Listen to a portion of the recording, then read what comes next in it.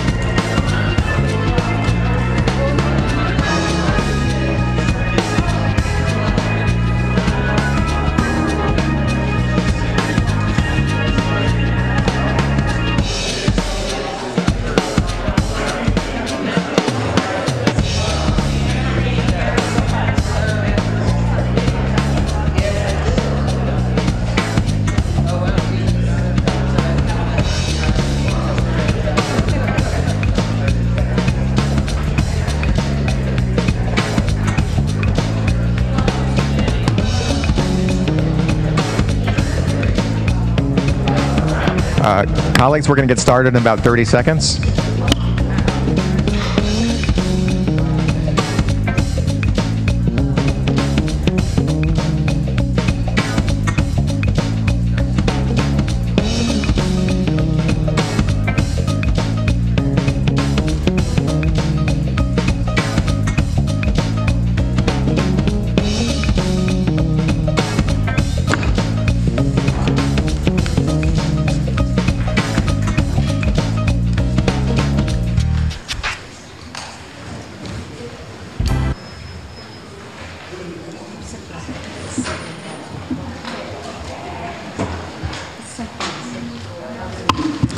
Okay. Members, I think we're ready to get started. Madam Clerk, I know we don't call you Madam Clerk. We're not really a clerk, but that's what I'm used to at City of Oakland. So, so if you could call the roll. Thank you. Albany. Here. Berkeley. Here. Dublin. Present. Emeryville is expected late. Fremont. Here. Hayward. Here. Livermore is excused. Piedmont. Here. San Leandro. Present. Union City. Here. Community Advisory Committee. Here. Oakland. Here. Alameda County is expected late. You have a quorum. Okay, let's stand for the Pledge of Allegiance. And we'll have Tim from Piedmont lead us.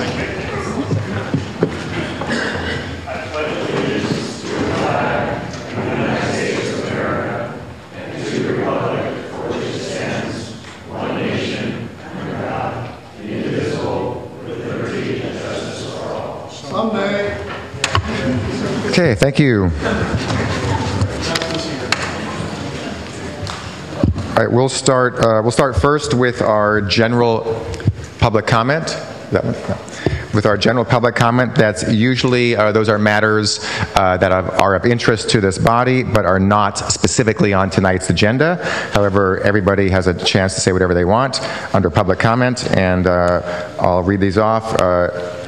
Richard, if I mispronounce the name, I apologize, Rollins, Barbara Stebbins, Bruce Daggy, sorry, Al Weinreb, Ralph Kavanaugh, in any order. Welcome. Thank you. I'm here this evening. I live in Berkeley, California. I'm here at my house. I apologize. My name is Richard Rollins, live in Berkeley, California. I'm here this evening speaking for the Sierra Club. And I wanted specifically to call the board's attention to an event that happened at the June 18th CAC meeting. And I'll try to recount for you what I saw happen. At that meeting, there was an agendized item, a discussion of AB 813. It was on the agenda. There was a healthy, I think, very rich discussion involving a number of community members as well as a couple of experts that were there to speak. After that discussion, Chair Elred was preparing to summarize a comment to bring to the board. And at that point, staff intervened, stopped that discussion, and prevented the CAC from performing the very function that I understand it's intended to do, and that is to provide advice to the board on all issues, on any issues that pertain to EBCE. So I don't know what the intent of staff was, but I know that my perception was and continues to be that the staff intervened to stop the CAC from doing its job. And I think it's important for the board to remind the staff that the Community Advisory Committee, by the Joint Powers Agreement, has a function to advise the board on all subjects except litigation and personnel matters. So thank you. Thank you very much. Next speaker, please.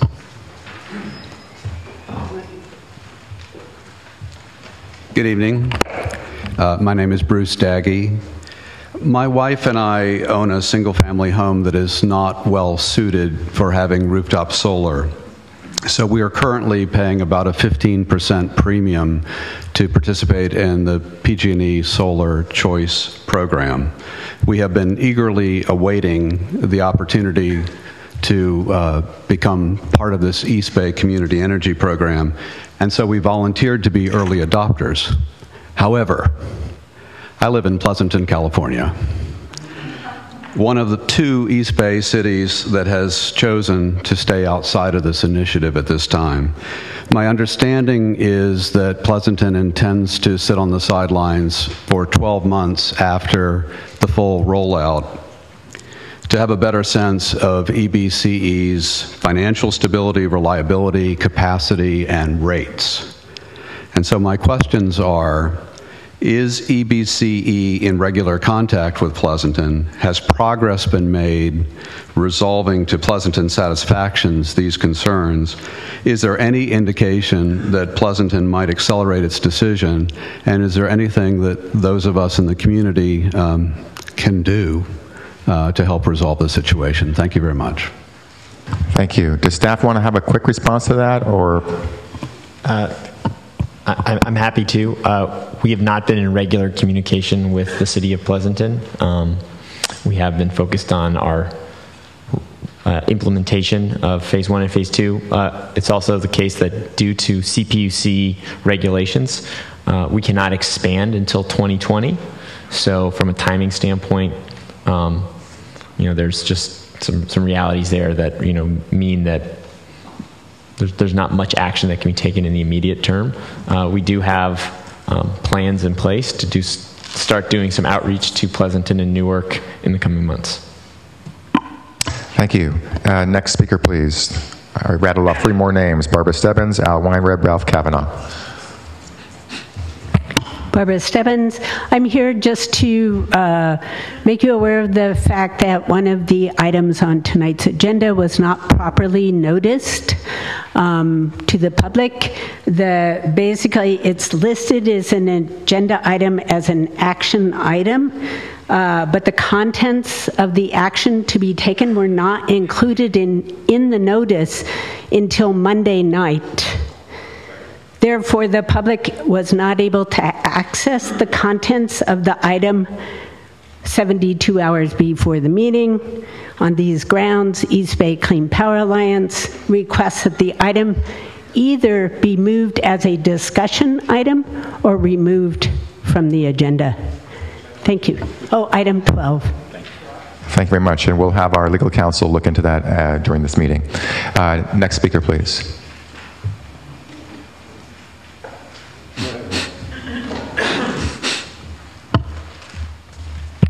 Mr. Chairman, members of the board, I'm Ralph Cavanna, the Energy Program Co-Director of the Natural Resources Defense Council.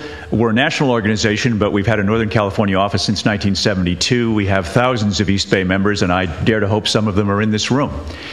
There are two legislative items on your agenda for today, but I wanted to speak briefly to a third, and that's Assembly Bill 813 by Assemblyman Chris Holden, already referenced tonight, which authorizes a transition that would allow the California Independent System Operator to become a regional transmission operator for the West, and to end decades of severe fragmentation of the Western power grid, which are an obstacle to achieving the objectives of this body, both in terms of cost, environmental performance, and reliability.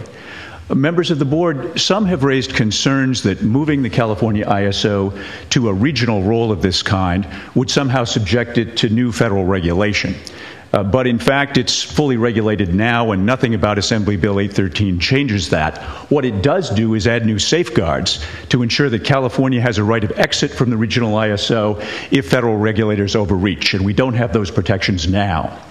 The other concern that's been raised is that somehow a fully integrated Western grid would interfere with the development of local resources and distributed resources.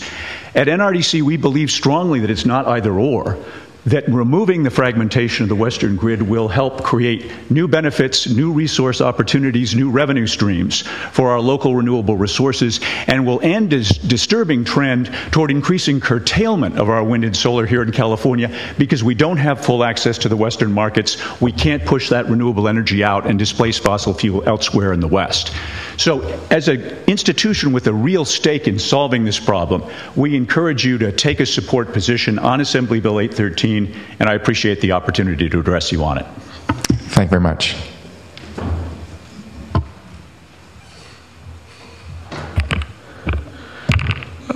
Al Weinrob, coordinator of the Local Clean Energy Alliance. I also wanted to speak on AB 813 because, as you all know, or should know from the letters that we have sent to you, that we've been trying to get this item on the agenda, on your agenda, for some time. And there's very limited time right now, but I just wanted to emphasize why this issue is of principal concern to East Bay Community Energy. It's not just about state policy and other things. It really focuses a lot on exactly what East Bay Community Choice is all about. And I think the only way to understand that and to understand the fallacies and what Ralph Cavanagh just talked about is to understand that within the world and within the country and within the state, there's a struggle over two very different kinds of energy systems. There's the old system. That's a big centralized energy system that's, long transmission lines, very expensive transmission lines, centrally organized and paid for and owned, and big capital. And the benefits of that system really go to Wall Street and very large corporations. And that system is responsible for bringing us to the predicament that we're in today with climate change. And then there's another alternative energy system that has come up more recently, and that is an energy system that's focused not on centralized energy sources and transmission lines, but on locally developed energy resources that really benefit our community, hold wealth in our community, that provide jobs in our community, that help address questions of social equity in our community. And these two models are really, one is old and is going out, because the new one that East Bay Community Choice represents, and what East Bay Community Energy represents, and what the Community Choice Movement represents, is actually a superior model, one that people across the state have gone for. There's 16 programs now. So unless you understand that there's this real contention between two very different models, it's hard to understand what AB 813, the regional expansion of CAISO, really represents. And I'm not going to talk longer now because it's a public comment period. And we'll have an opportunity at the executive committee to have a fuller discussion about this. But that's the main thing that I want to point. You cannot understand what this bill is about without understanding what's necessary for our community choice program to succeed, and who will benefit from that, and who will have control over energy resources, and who will have control over energy resources by a big market that is now controlled by people who are transmission line owners and big coal interests and fossil fuel interests, and what's represented by 11 other states, and what's represented by the policies that will benefit those interests. That was it. Thank you very much. Those are all our public comment speakers, so we'll now move on. Appreciate all those comments. We'll now move on to our consent agenda, items 4, 5, and 6. Do any board members, I don't believe we have any speakers on any of those items. Do any board members have any questions or comments, or want to pull either items 4, 5, or 6? Move approval. Okay, that's been moved. Do I hear a second? Second. Moved here, second over there. All in favor say aye. Aye. Any abstention or objections? Seeing none, that's adopted unanimously. Thank you very much. And we'll move to our regular agenda item. And the first item is our approval of our minutes from the June 20th meeting. Mr. Chair? Yes. Just a correction, under those present, it lists my alternate, but I was present. So said Councilmember Hahn was present representing Berkeley. I was present at that meeting. Yeah, they look alike, I know, but but that's so we'll have that corrected in the minutes. Yeah. And with that correction, is there any other comments or questions or corrections? Seeing none, we have a motion. Approval as amended. Approved as amended, and seconded by Mr. Rood. All in favor, say aye. Aye. Any abstention or objections? I'm going to abstain since I was absent. Okay. Our person from Union City, thank you very much, Madam Mayor. You're still the mayor, right? Yes. Okay. Thank you very much, Madam Mayor from Union City. Will abstain, and otherwise it's everybody else is voting aye. And that's the minutes. Next is our CEO report. Mr. CEO. Thank you very much. So the major item here is just to give an update on our opt-outs. And one thing I realized is I should give opt-up reports as well. So we're given the good and the bad news. But so next meeting we'll cover opt-ups and opt-outs. But today it is just to give an update on opt-outs. So we have still just under 1% of our accounts have opted out, and that represents just over 3% of our load. I think as a point I've made on a number of occasions is that reflects the fact that we've had a handful of larger customers that have opted out. The primary reason for that has been concerns over rate stability. And so one theme we have heard from a number of large customers is, yes, you're offering a discount today, but how do we know you're at some point not going to raise your rates be above PG&E's, and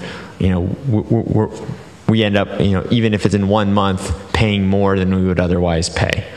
And that's actually one of the reasons why we are bringing forward a discussion item later in this agenda to try to, start a discussion around developing some products that we can offer customers to give a little bit more certainty.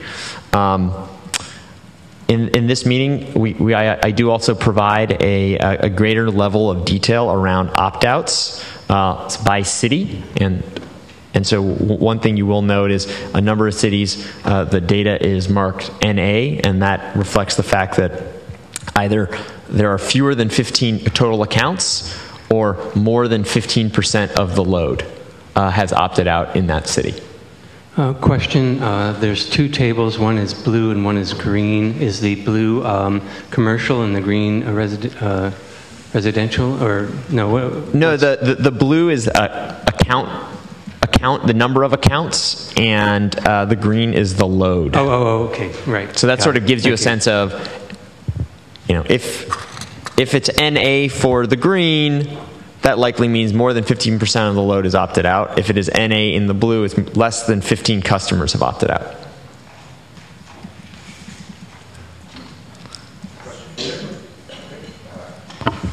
Commissioner Mendel. Do you have a, well, first a comment and then a question. I was looking at Hayward's numbers, obviously, because we had a different default, and while the number of opt-outs is slightly higher than average, the opt-out by load is below average, so it doesn't appear to be having a significant impact. That's my comment. The question is, how, from these numbers, do you want to take a guess in terms of extrapolating what it'll look like, in the end, or are we? You think we're through most of the opt-outs, halfway through? Can you? Yeah, or is it unfair I think to even put you on the spot like that? That's a tough one. Generally speaking, there's sort of two opt-outs sort of happen either very early in the process when the first notices go out, or when the customers start getting bills. So the first, really probably July 7th, 8th is when we started to see sort of the real volume of roughly 2,500 bills going out every day. So I do expect we're going to see some continued some increase in opt-outs as a result of the fact that we had a customer reach out today saying, "What is this?" And we said, "Well, we've sent you 4 notices, but this is the first time they saw the bill." Sure. And they're, what is this thing?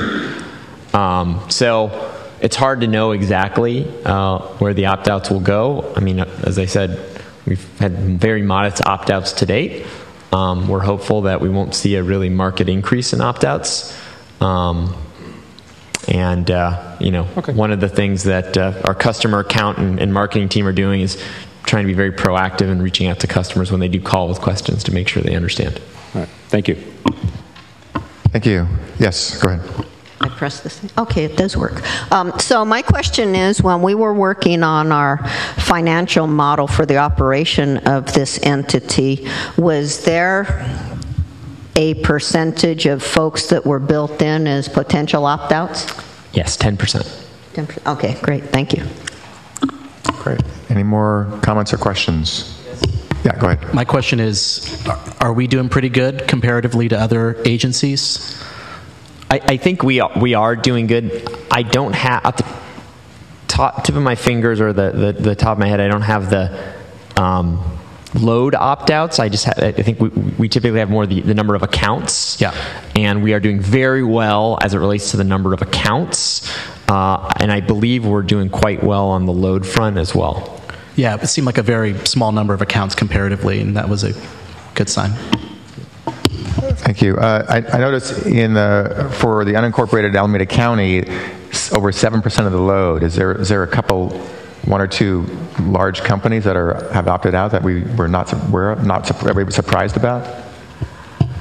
Yeah, I'm not going to speak to any specific customers. I think what this is due to confidentiality, but it is representative of, yes, if you have less than 1% of your customers and 7%, that would likely mean there's 1 or 2 large customers in there that have opted out. And I think what I'll say is, by and large, the rationale we're getting from these large customers around opt-outs is about concerns around the sort of rates increasing. So we're offering a modest discount relative to some other CCAs, where they're offering 3%, 4%, 5%. We're offering a 1.5% discount. And there have been instances in the past where CCA's rates have, at least for a short period of time, actually gone above PG&E, and that has to do mostly with the way rates are set. but there'll be a 2-3 month period where PG&E's rates will go down and the CCA won't adjust their rates down, and within that period, the rates, that customer may be paying more if they're a CCA customer, and so that concern that has been raised with some of these large customers, plus the modest discount is, I think, what is leading to these. Understood. Just for clarification, I'm going to assume, and tell me if I'm wrong, have there been none of our municipal accounts from any of our cities here have opted out, right? We're all in. Is that correct? I think that's right. I think there have been. If not, something's wrong here. There have been a few instances with.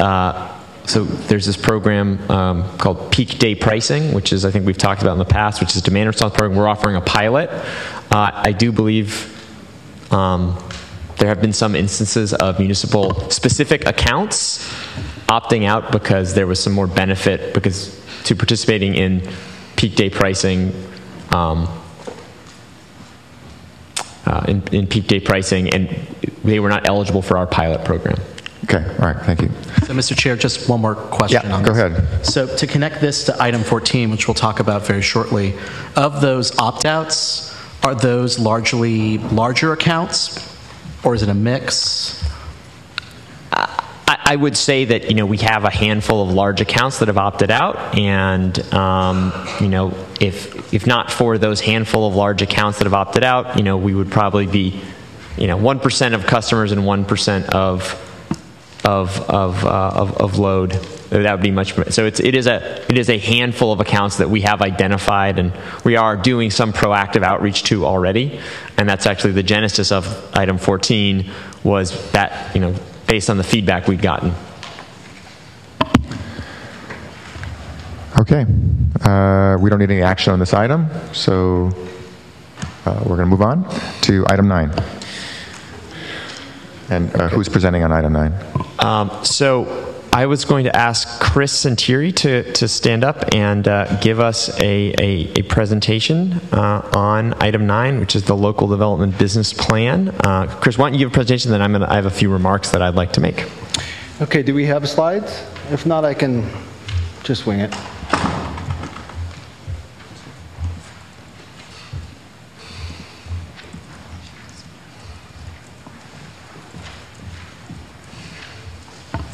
It's up. Stephanie's up. Okay. Here we go. Okay. All right. Good evening, members of the board. Again, my name is Chris Sentieri. I'm with a company called Blue Strike Environmental, and I was the senior project manager for the LDBP project. And, it was a little over a year ago, April of last year, actually, I was standing in this very spot speaking to you, and I said at that time, we expressed our gratitude for being selected, and we promised you to work very hard and to produce the best quality product for this very important project. And we also thanked you for your vision and your willingness to hear your community and to prioritize things that matter to this community, which the LDBP is all about. And I'm here now a year later, and I want to say two things to start. And the first is we lived up to that promise, and we worked very hard for over a year to produce what we think is a very high quality product. That is really the product of dozens of events and webinars, countless meetings and phone calls. More than 2,000 hours of in-kind labor went into this document. And so I just want to say we lived up to that promise. We're really proud of the work that we've produced.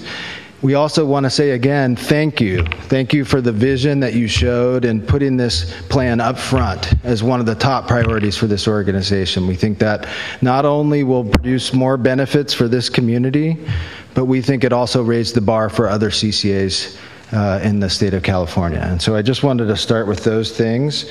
Let me see if I've got the clicker. It's not working. You want to do the slides for me? There we go. just briefly, this is the LDBP team. It was a very large team, and that's because it was a very large and complex project, and we basically divided and conquered. And so the team was structured in order to be able to go after all of the many work products and deliverables that were in this sort of simultaneously, to be able to give you this plan today. Briefly, our prime on the contract was ALH, Urban and Regional Economics. Amy Herman, who's the principal, is here tonight. Again, I'm Chris Centieri from Blue Strike Environmental. We also had Clean Coalition on the team, EcoShift Consulting, Optany Incorporated, and Jonathan Whalen's here tonight. And we had two special advisors, Bethany Jones, who was our labor and workforce advisor, and Gary Calderon, who advised us on energy storage and demand response. Next slide. All right, just briefly, go ahead and hit it one more time for me.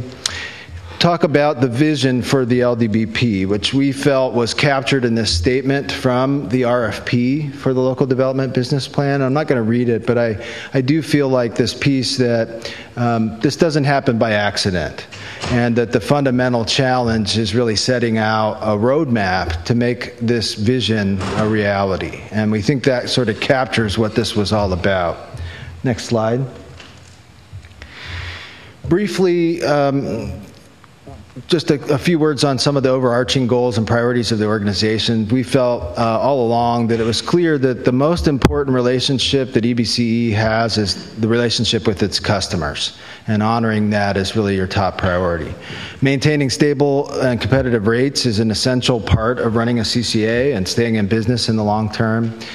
But, prioritizing the development and utilization of local clean energy resources in ways that maximize the benefits for the community is really important for this community.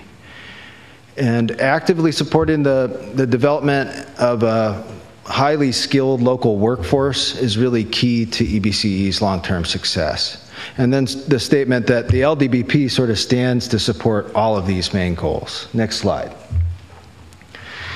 Then talking about the LDBP itself, we feel like there were a number of sort of overarching principles that went into the document. Well, the first is really that it was intended to provide a high-level roadmap and a comprehensive framework for accelerating local DER deployment and maximizing community benefits. That's sort of what the LDBP is. Offering innovative program ideas can really help drive meaningful community and organizational benefits. The development of local clean energy assets, particularly dispatchable and distributed assets, really supports these core values of EBCE. And EBCE can support this vibrant local economy and workforce by providing targeted local energy programs. And then lastly, it really takes a diversified portfolio of local programs along with retail rate reductions to deliver the greatest benefit that this program can provide. Next slide. All right, very briefly, the LDBP was really designed to be both progressive and visionary, as well as pragmatic. We think that we've sort of struck a balance between those two things. We think that was hugely important for the long-term success of the organization and of the LDBP. Really, the plan, in a nutshell, covers the first 5 years of this organization's operations in 3 phases. The first phase is really launching with a broad set of early actions in the first 2 years. Also working to develop internal capacity to deliver these programs and to manage them effectively. In stage 2, we move to expand some of these early actions, and we do a detailed midterm assessment on what those early actions actually accomplished. What were the outcomes? What were the costs? What were the benefits? And that information goes to inform which of these programs you might scale up, and maybe some that are underperforming that you might wish to scale down. That process is envisioned to be led by a working group that involves members from the executive committee, the staff, and the CAC. They'll work through that process and lead ongoing community engagement to keep the voice of the community involved in the process. And then in stage 3, at the end of the 5-year cycle, we do a deep dive assessment on what the outcomes were, and we reset the plan for the next 5-year cycle. This is meant to be an ongoing, iterative process that keeps the community involved and keeps data-driven decision-making at the forefront of all of these decisions. Next slide. All right, just very briefly, I'm going to touch on a few of these early actions. I'm not going to read them all, but I do want to point out that this is a healthy set of very cost-effective programs that we felt were achievable in the first year or two of this program. And that involves demand response, energy efficiency, building electrification or fossil fuel switching, transportation electrification, electric vehicles. A very big component is the collaborative procurement model, which we do in several different distinct ways. We also have an enhanced net energy metering program, which you've already adopted and been implementing. And then lastly, an innovative approach to providing direct investment into the community through a multi-tiered grant program that we call the Community Innovation Fund. These are all things that will launch essentially immediately and will be accomplished over the first 2 years of this program, and we feel like that's a lot. Next slide. All right, in section 2, we talk about how some of the underlying policies and strategies and resources that are needed to enable that long list of things that I just read off. And it's going to kind of flip through a number of these. I'm not going to touch on all of them, but I do encourage you to read these. These are equally as important as the program ideas themselves. These are the things that will enable those programs to work cost effectively. Next slide. Then section 3 of the document essentially lays out some of the analyses that was done, the scenario analyses outcomes, as well as economic impact assessments that were completed. And it talks about how to use those tools and frameworks moving forward through that working group process that I mentioned earlier. And so again, this is meant to be an iterative, ongoing, open and inclusive public process. It doesn't end today. Really, this is meant to be the beginning. Today is sort of the beginning of this process in earnest. Next slide. Go ahead. There we go. All right, just briefly, and this is a graphical representation of those 3 phases. Again, I'm not going to read this, but this shows you the flow. That's that first 5-year cycle and 3 phases with some details there. Next slide. That may be the end. All right, I'm happy to take some questions, and maybe I can turn it back over to Nick. Thank you very much. Does staff want to add anything before we go to public comment? Yeah, I do. Thank you, Chris. So first of all, I just want to especially want to thank Chris and the whole local development business plan team. I think Amy is here, and Jonathan is here. So we have 3 of the many members, so it's a special round of applause for them.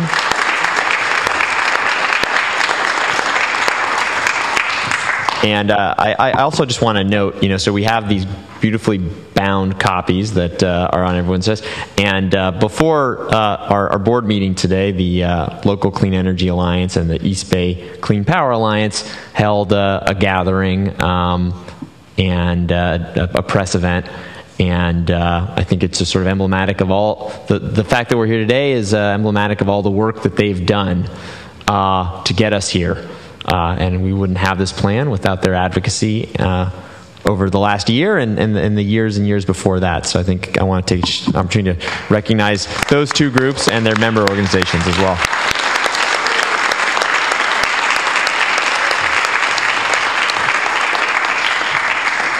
And so with that, the only other thing I wanted to just cover that's in the memo, not in the slides, is in Table 1 of the memo. There have been some questions about the early actions and their relationship to the budget. And so what we've done here is we've mapped all the early actions to the approved 2018-2019 budget, and where you see is we end up roughly $2,900 over budget of the $2 million. One thing that's, I think, important to note here is these early actions actually go further than the approved budget, and there had been some discussion when we were talking about the budget around increasing the budget for local development. And part of the rationale for not doing so was, we're already more than a month into the fiscal year, and we don't even have our plan approved. And then there's going to be a process of implementation. And so really when we're talking about this plan, we're talking about making investments that are going to create encumbrances for the agency for years to come. When you're investing in local solar, you can't budget for that. That is a 20-year budgeting exercise because you're paying for that solar for 20 years, 15 years, 25 years, what have you. So one thing I did here is try to sort of estimate what is the budget impact at steady state annually. And what you see is, we're at this early stage, we're already really making a commitment to over $4.5 million a year of annual local development spend. And those are, many of those costs are sort of the above market costs. So when you think about just the commitments we're making here are really tens, potentially hundreds of millions of dollars of capital investment that are going to be made in Alameda County. And these are early actions. Certainly we're talking about doing quite a bit more. We're in phase 2, phase 3, 5 years down the road. So I did just want to note that there's a significant amount of investment that we expect to cause to be made or to make directly as a result of this plan today. And I think with that, why don't we go to public comment? Okay, thank you very much. Let me call the names. I'll call a half dozen at a time. Carlos Zambrano, I apologize if I mispronounce it. Jada Delaney, Naraya, my apologies. Ann Harvey, Aaron Lemur Chang, and Kimberly Trujillo. That was the first batch. Cool. Any order within those names. All right, I'll go first. All right, so hi everyone. There are some familiar faces over there. But my name is Carlos Zambrano. I direct the New Voices Are Rising program, a youth program in Oakland. I've been involved in the fight for local clean energy development for years, and I actually can't believe we're at this point. So the reason for the need to transition away from our current energy system are endless, but I will speak from the perspective of a youth organizer and mentor. Many of my students fear for the future, especially from the impacts of climate change. Honestly, I sometimes struggle to point to solutions for them, especially considering the hypervisibility of federal stagnation and the reversal of environmental protection. My students are constantly talking about, oh, this happened, that happened, because what is everyone talking about? The EPA, Scott Pruitt, and everything that's going on along with that. But should East Bay Community Energy implement this plan as it could, I could point to solutions here on their home turf. I could show them pipelines to family-sustaining clean energy jobs and careers for themselves and for their families. Because sometimes they ask me, well, what can we do? What's being done? And I don't really know where to point them to. But then there could be something here in Alameda County. They could see Wall 3 invested in their communities, especially because so many live in communities suffering from generations of disinvestment. I could say so much more, but I'll just keep it short by saying that I, Carlos Zambrano, support the East Bay Clean Power Alliance's call for local clean energy solutions through the adoption and implementation of the Local Development Business Plan. So please do this for the future so that the next generation right here behind me sees that there is and will be a future. Thank you. Thank you very much. Welcome. Hello, my name is Jada Delaney. I'm here with the Rose Foundation and New Voices Are Rising. I'm 17 and I represent the youth of Oakland. Local clean energy is important to me because as someone who starts to grow old, I would like the world to still exist long enough for that to happen. Creating family-sustaining clean energy jobs and careers best benefit me and my community. Having worked on the No Coal in Oakland campaign, a lot of our opposition argue that the shipping and handling of coal will provide more jobs for the community. I want to prove that we can provide underserved communities with energy jobs that will not poison and deteriorate their health. I, Jada Delaney, support the East Bay Clean Power Alliance call for local clean energy solutions through East Bay Community Energy Adoption and implementation of the local development business plan. Thank you. Thank you.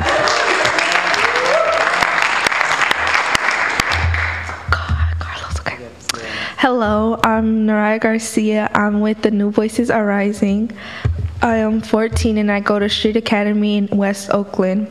I don't live in West Oakland, but I often go to West Oakland. From New Voices Are Rising, I was in a No Coal in Oakland protest. It opened my eyes that there are real problems right here in Oakland, and my brother suffered from a hole in his heart, and he would wheeze every time he ran.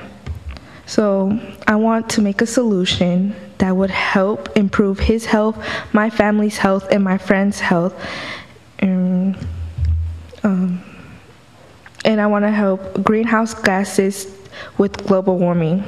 I, Naraya Garcia, and New Voices Are Rising, fully support the East Bay Clean Power Alliance call for local clean energy solutions throughout the East Bay Local Development Business Plan. I'm sorry, I like messed up a few times. You're doing great.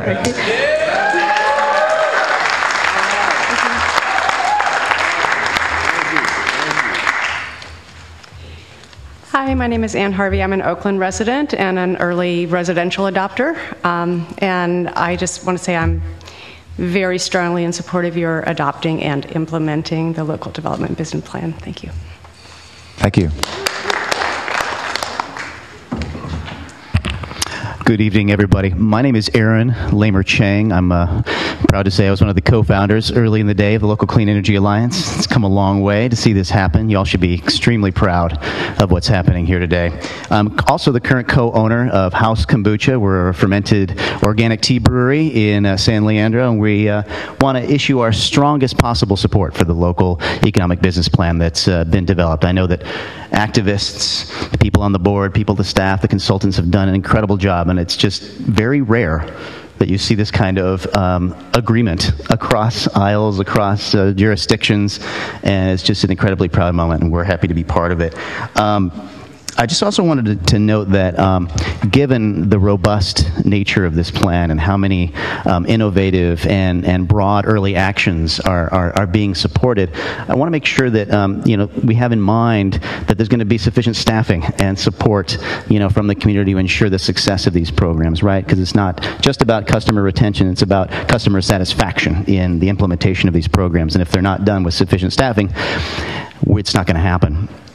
And I also wanted to note specifically for House Kombucha and the Tea Garden Business Association that I'm also on the board of, we're in a complex that has 20 units that could potentially have hundreds of kilowatt hours of capacity. And we are stymied by the current financial options that are available to us and have, quite frankly, been holding out because the options haven't been penciling out. So we want to encourage specifically under the net metering program, the enhanced net metering program, that you think about how do we bundle the different businesses that are going to be present in a lot of these large warehouse facilities that are going to have shared rooftops where solar could be sited. And so how can those incentives be brought to bear collectively in maybe a bundled fashion so that we can optimize not just the particular per customer use of solar that they could benefit from, but rather the collective potential of the solar installation potential, which would serve also the needs of East Bay Community Energy. Thank you. Thank you very much. Before our next speaker speaks, I'm going to rattle off 6 more names so people could get in line. Beth Weinberger, Al Weinreb, David Gassman, Melissa Yu, Colin Miller, and Steve somebody. Omgeth? I can't read it. Okay. Yes. So you six are next up. Greetings. Hi, my name is Kimberly Trujillo, and I live in Union City. I used to live in West Oakland, and I'm just a concerned parent. I wish you guys would be able to implement clean energy, period. I don't know why people want to wait so long when my daughter is already having health concerns and health issues. She can't go into the Army like she wants to. You talk about the budget, but I don't know how you guys can put an amount on your health. The thing is that you can eat money, but you can't live off of it. And the thing is that people who live here, who buy houses, who rent, already invest a lot of money into where they live and where their families live. It's just a lot better to implement something that our kids and our grandkids can enjoy other than them still suffering and then our grandkids suffering. It's unfair. Like, you guys have the power to make things happen now, not after the fact. And you guys should implement something that's permanent, not something that's just a temporary fix. And the thing is, since Tesla and all that, Elon Musk is making solar panels, it's not something that we have to get from overseas. So I wish that you guys can also see that you guys are also supporting local people who work here and live here and local businesses. On top of that, it's a big, big deal for our children. For you guys, the first people that it's going to bother is elderly and very, very young children and people who have health problems. And the thing is that you guys can make a big difference in our lives and also our children's lives. So I don't know why you guys wouldn't implement anything that has to do other than clean energy, because that's something that we need to do now and not wait. Because if we wait, the thing is we're going to be waiting. There's always excuses. You can have 10,000 excuses, but the thing is that you have to make sure that if you have an excuse, you also have a resolution, not something to just say you're doing something and it's written on paper. You need to also make it action, make it happen, because people can talk and talk and talk, but if there's no action behind it, that talking is going to deaf ears. So you guys are here and you guys make a difference. You guys are the ones. We come here and we support things because we want you guys to see that we are actually wanting things to happen. And the thing is that you guys are here to make that happen. I pay taxes. I pay taxes to go to certain things, and that's why I'm here. I want to make sure that this benefits people that live here, people that work here, our children especially, and you guys. I don't know if you guys live here, but the thing is that you guys should also benefit as well. But I don't understand why you guys don't implement a larger amount for the budget for clean energy, because the thing is that it's for our health. You can't put a dollar amount on our health. Thank you very much. Thank you. Thank you.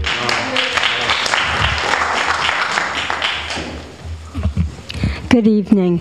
I'm Beth Weinberger, and I'm here representing Kehila Community Synagogue, an Alameda County congregation of 460 households. Over the past several years, I think it's about 6 now, we have worked in coalition with East Bay Clean Power Alliance, Clean Energy Jobs Oakland, and the Oakland Climate Action Coalition to bring not only a community choice energy program to Alameda County, but one that includes and prioritizes the local community benefits that we are delighted to see in the local development business plan that is before you. And we hope that you will approve it and implement it and stay on top of it to make sure that its promises are kept. Thank you. Thank you. Hi, Chair and board members. My name is Melissa Yu. I'm a community organizer with the Sierra Club. I'm going to keep my comments short. I'm just here to say that the Sierra Club strongly supports the adoption of the local development business plan, and we really appreciate all of the community engagement involved in this whole process, and want to thank everyone that has been a part of this. Thank you. Good evening, board members. My name is Colin Miller. I am coordinator of the Oakland Climate Action Coalition, representing over 24 community-based organizations in Oakland. And has been stated before, I have been involved in advocating for a community choice energy program, first in Oakland and then in Alameda County, before the formation of the powerful East Bay Clean Power Alliance that's been leading this charge over the last number of years. So I'm just really happy to be here today with you all, and feel so excited, really, about the decision that's going to be made tonight to adopt this local development business plan. And I just want to further emphasize the importance of creating local jobs and local wealth for communities who have been locked out of the extractive economy, especially communities who are currently locked up or who have been locked up. I know there was a successful campaign for 1,400 freedom jobs, for 1,400 jobs for formerly incarcerated residents of Alameda County, to get those county jobs as a pathway out of poverty and into family-sustaining careers. So, you know, we've been in conversation with folks like the Bay Area Black Workers Center, Ella Baker Center for Human Rights, and other organizations that have, you know, successfully fought for that campaign, and acknowledge that there's a connection, that those jobs could also go, you know, clean energy jobs, family sustaining, career path, clean energy jobs could also go to formerly incarcerated people. And that's the promise that I think that this program can represent, that we can have green jobs, not jails. So thank you all so much for your leadership, and thank you for making the right decision tonight. Appreciate all of y'all's hard work. We stand with you. Thank you. Next speaker, please. Hi, I'm David Gassman. I live in Oakland. I'm here to support the local development business plan. Apparently you're going to adopt it, so I will be very brief. Thank you so much for doing that, for being so progressively minded. Thank you again. Thank you.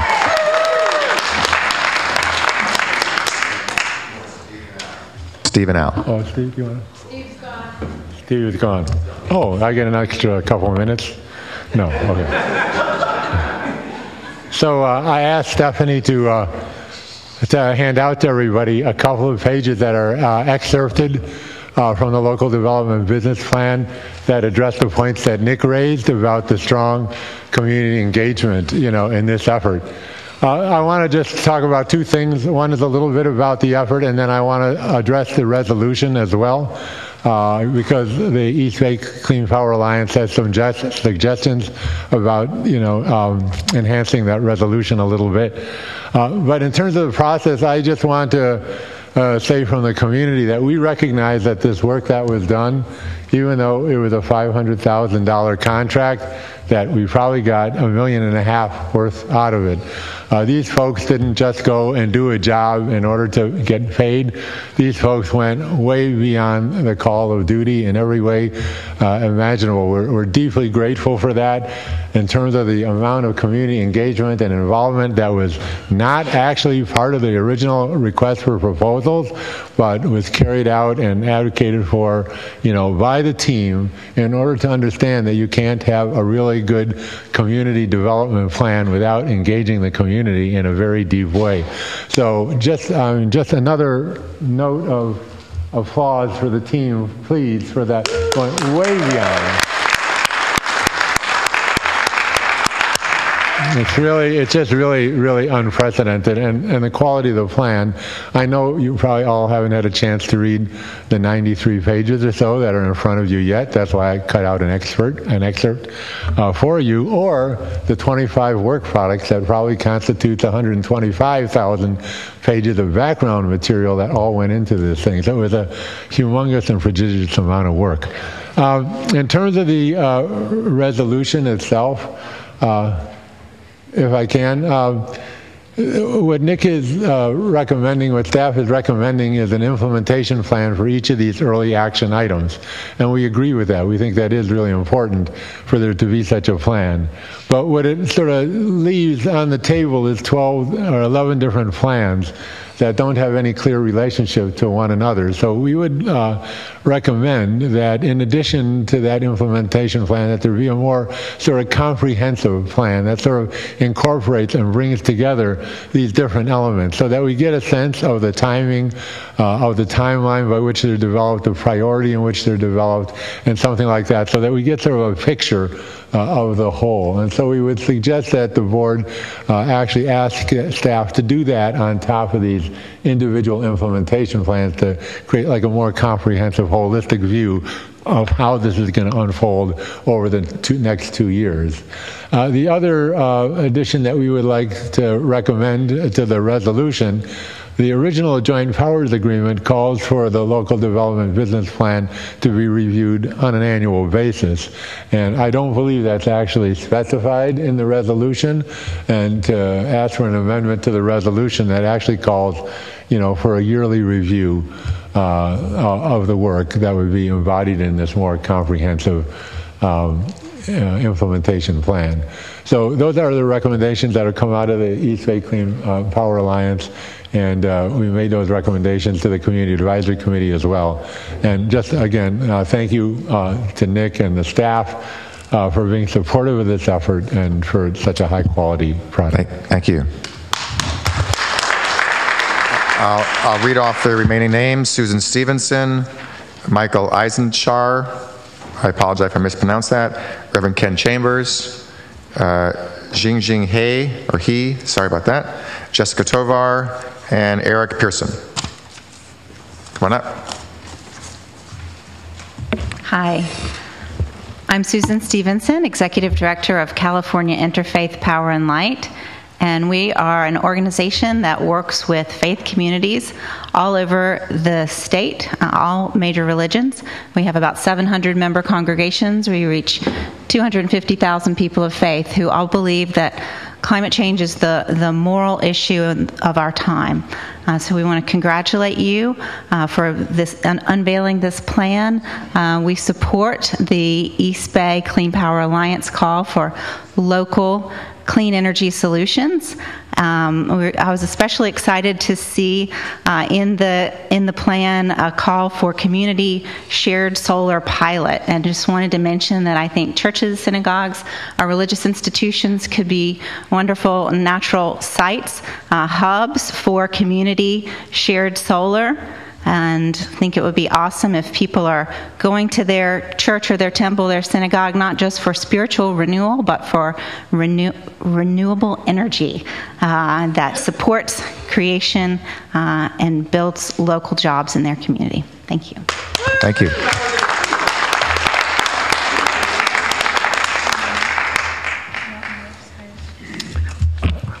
Good evening. My name is Michael Eisencher. I'm a resident of Oakland. I installed solar on my home about 2 years ago. Last month my bill was $8. I enjoyed that very much. I'd like everybody in Oakland to enjoy the same benefit. I want to associate myself with those who have spoken in favor of the plan. I do want to say something about metrics. Some metrics are pretty obvious, megawatts of sustainable, renewable, non-polluting energy, for example. But other metrics are equally important. The number of locally created family-sustaining jobs is a metric that should be associated with this plan. Community benefits.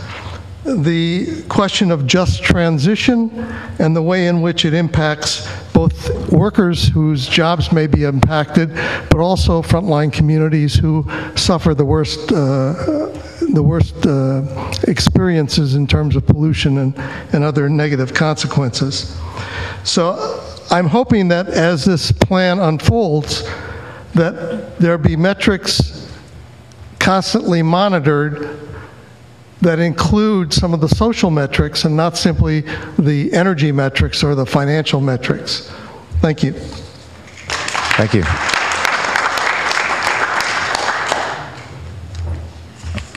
Hi, Hi, Jessica Tovar, East Bay Clean Power. I'd like for everybody in the room who came here in support of this local development business plan, the plan for local clean energy, to stand up and just show your support so we can see our unity. We're very excited, obviously, about local clean energy solutions in our community. East Bay Clean Power Alliance asks that you adopt the local development business plan tonight and lay out a comprehensive implementation plan, provide the staffing needed to roll out the plan, and provide a yearly review of the process of the plan for local clean energy in the East Bay. The local development business plan represents our step into a local clean energy future that we must build in order to actualize clean energy jobs, keeping the energy wealth in our communities, reducing local and regional pollution, and thereby improving our environmental health, and overall bring clean energy benefits that often leave out renters, low-income people, and people of color in our communities. Your vote for an adoption tonight and implementation will set a precedent for local clean energy efforts necessary to provide community solutions that we need for the East Bay and for the global climate. Clean power to the people. Let's chant. When I say clean power, you say to the people. Clean power. Clean power. Clean power. Thank you, and I'd love to just acknowledge again, echo the thanks to the local development business plan team of nerds. We appreciate all your work. We appreciate folks who stood up late at night working on this plan, and you know, understanding that a lot of free work went into it in addition to the money that the county put forward.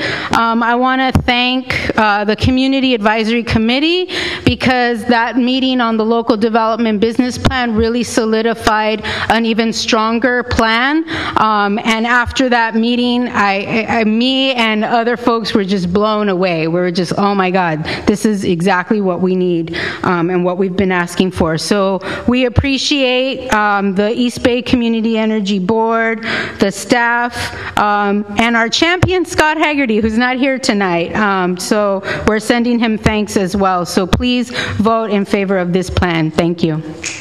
Thank you very much.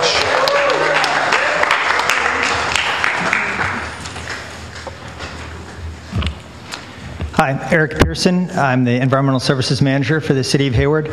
I want to say we support approval of the local development business plan, and we really appreciate all the work that's been done by staff, and consultants, and community members. Hayward has, and we also support specifically the municipal feed-in tariff program that is described in Section 1 of the plan. Hayward has a 2-megawatt solar project that is ready to begin construction. We are looking forward to selling that power to EBCE. And we are hoping to start in September this year and complete the project by early 2019. So to do that, we're hoping that we can work with staff to work out the details of the program by the end of August. So thank you. Sure. Thank you. Yes. Just a clarifying question, Eric. So that project it's been awarded already to a local contractor out of Oakland, I believe, right? With a local hire provision, a project labor agreement, local union labor, and a local hire and apprenticeships, all of those things, because the city has a PLA requirement for all large jobs, correct? That is correct. And those are all the things that, those match up with all of EBCE's values, so I'll have more to say on that later, but thank you. Thanks. Thank you. Do we have any more of the Reverend Ken Chambers? Jessica spoke. Reverend Chambers, I don't see him in the audience. Okay. And Jingjing He? Not here. And Susan, okay, so we're done. All right, that's public comment. Back up here to the board. Yes, Anna Olivia. The Community Advisory Committee would really like to acknowledge the level of engagement from our community, from the local development business plan team, and from our staff. We held a special meeting, an additional meeting this month, about a week and a half ago, and gave our feedback to the staff, and they came back with mostly having incorporated all of our feedback, or where it was going to actually play out in another part, like in an implementation plan or something along those lines. And so we voted unanimously to support this, but really want to acknowledge how much work both staff, the community, and the team did to make this a document that everyone is here supporting. So. Thank you. Other comments? Mr. Chair? We'll start with Fremont, then to Berkeley. I was just going to move adoption and approval. A motion on the table. And a second from Union City. Yes, Mayor Arreguín. So I just had a question for Nick. In the public comment, there was a reference to the implementation plan and when the yearly reporting will happen as required under the JPA. And I was wondering if Nick can just explain a little bit about the implementation plans and the yearly reporting to the board. And I just want to say one of the issues that was raised at the executive committee by the community as well as myself was looking at improving some of the metrics that we're going to use to report the progress of implementation of the local development business plan. I want to thank Chris and the staff for enhancing the metrics, particularly around local jobs. So, Nick, wonder if you want to just elaborate a little bit about just the next step, the implementation plans. Yeah, absolutely. So there are, as discussed, a whole series of these early actions, and each one is going to require a concerted effort on behalf of our staff. In some cases, it's going to require engaging with outside consultants to help with program design, implementation, and so over the coming months, we want to, as we sort of seek to start implementing them, we want to develop an implementation plan for each, which then we can bring back to the board in batches for review and final approval. In some cases, it may not need such. We wanted more. It's a discussion item and for approval, but if it's developing a data platform, that's more just back office work. In some cases, if it's a feed-in tariff contract and we're starting to encumber ourselves, we want to come and have a more thorough discussion. So these implementation plans are going to be early action specific or across a series of early actions. And I expect to start in September with the first series, the ones that we feel we can kind of kick off with the least amount of pre-work on behalf of staff. And then over the fall, we're going to be following up with the implementation plans for the rest of them. And then as it relates to annual reporting, as we go into the budget cycle, we need to think about the budget for local development and for these early actions. And so that is what staff views as the ideal opportunity to sort of present, here's what we've accomplished so far this year, to the degree that the metrics that are laid out are relevant because there's something to measure. We will start presenting where we stand. I think probably for the next year, in many cases, there will be limited metrics to present because we won't actually see a lot of, of steel in the ground or ground being broken. But in some cases, we might, and then that will happen through during the annual budgeting process, and that'll be a chance to review progress. And then as we get into 2021 and we have kind of run through and implemented the early actions, then we have sort of the more in-depth programmatic review. Mr. Chair, so we got a letter from Tom Kelly yesterday recommending that we establish a technical advisory committee, and I'm not sure that's necessary in that, as our CEO just said, there will be work on the part of staff as well as consultants in the development of these specific implementation plans, as well as annual reporting on how we're meeting our goals. And so all those things will be brought to the board for adoption. And so I think there's going to be a lot of work that's going to be done by staff and by consultants in developing how we're going to implement these specific early actions, and I'm satisfied with that. I'll just say in closing that I really want to thank Chris and all the consultants and staff. This really is a forward-thinking document and really helps us realize one of the principal goals of this agency, which is to not only provide a local, cleaner, much more affordable power option for the residents of Alameda County, but to invest in local jobs and development. And so I want to thank our staff for their work in making this happen, and I'm excited to see us move forward with these projects in the coming years. Thank you. Thank you. Yes, Nick. I'd like to echo the thanks to the team and to everyone involved, and especially for all the members of the audience out there who came out tonight. And just one final thing about Mr. Kelly's letter. He was concerned that a number of the early implementations would actually not be able to be produced or would not be able to be completed early because of certain timelines. I don't know if you want to just speak briefly to that, CEO. Yes, so certainly we are laying out aggressive timelines, and in some cases, some of these early actions are going to be outside of our control. The municipal feed-in tariff is a great example. We're going to have an option on the table for the various jurisdictions, but it may the internal processes of the member cities may be such that it takes a longer time than contemplated to get the projects built, or so certainly it is possible that some of these things may take longer. We wanted to take what we thought is, on the one hand, aggressive action, and we didn't want to lay out too long. We wanted to really demonstrate a commitment to making the investments.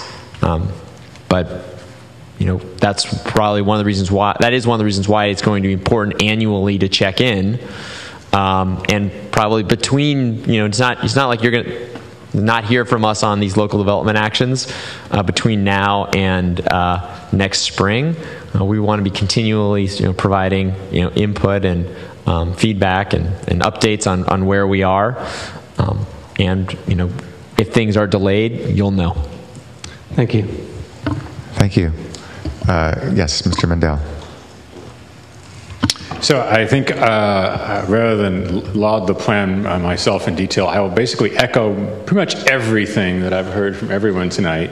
I'm really excited about this, and I will just say it has exceeded my expectations in terms of the quality of the work and the way that it sort of lays out the plan going forward. I know it's not an implementation plan, but you've launched us pretty well with this, so thank you for that. To the consultants, to everyone who participated in the public process, to staff and to board members, really good work, and I'm looking forward to supporting it. I do have one request of my colleagues on the board, and that is around the MuniFit program.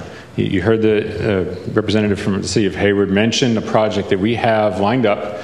We've put it out to an RFP. We have a contractor lined up out of Oakland, I believe. It's a local contractor. We have a PLA with local union jobs, local hire provisions, apprenticeships for union labor, all the things we've talked about wanting. And we're ready to go. We're ready to start now. And if we do, we'll be the very first clean energy development that EBCE sponsors. We can't build it right now because PG&E has said they effectively won't buy it, effectively. And EBCE wants it, I know we do, but we don't quite have the program in place yet. And we're looking at a September deadline to kick it off, and the MuniFit program won't come back to us until September.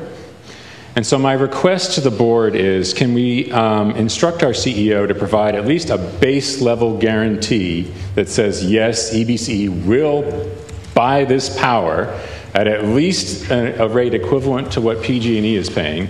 You don't have to figure out what the adders are for the local company, the local workers, and all that stuff, but just at least match PG&E's rate so that we can pull the trigger, get this built, and hopefully have the project online in the first quarter of 2019.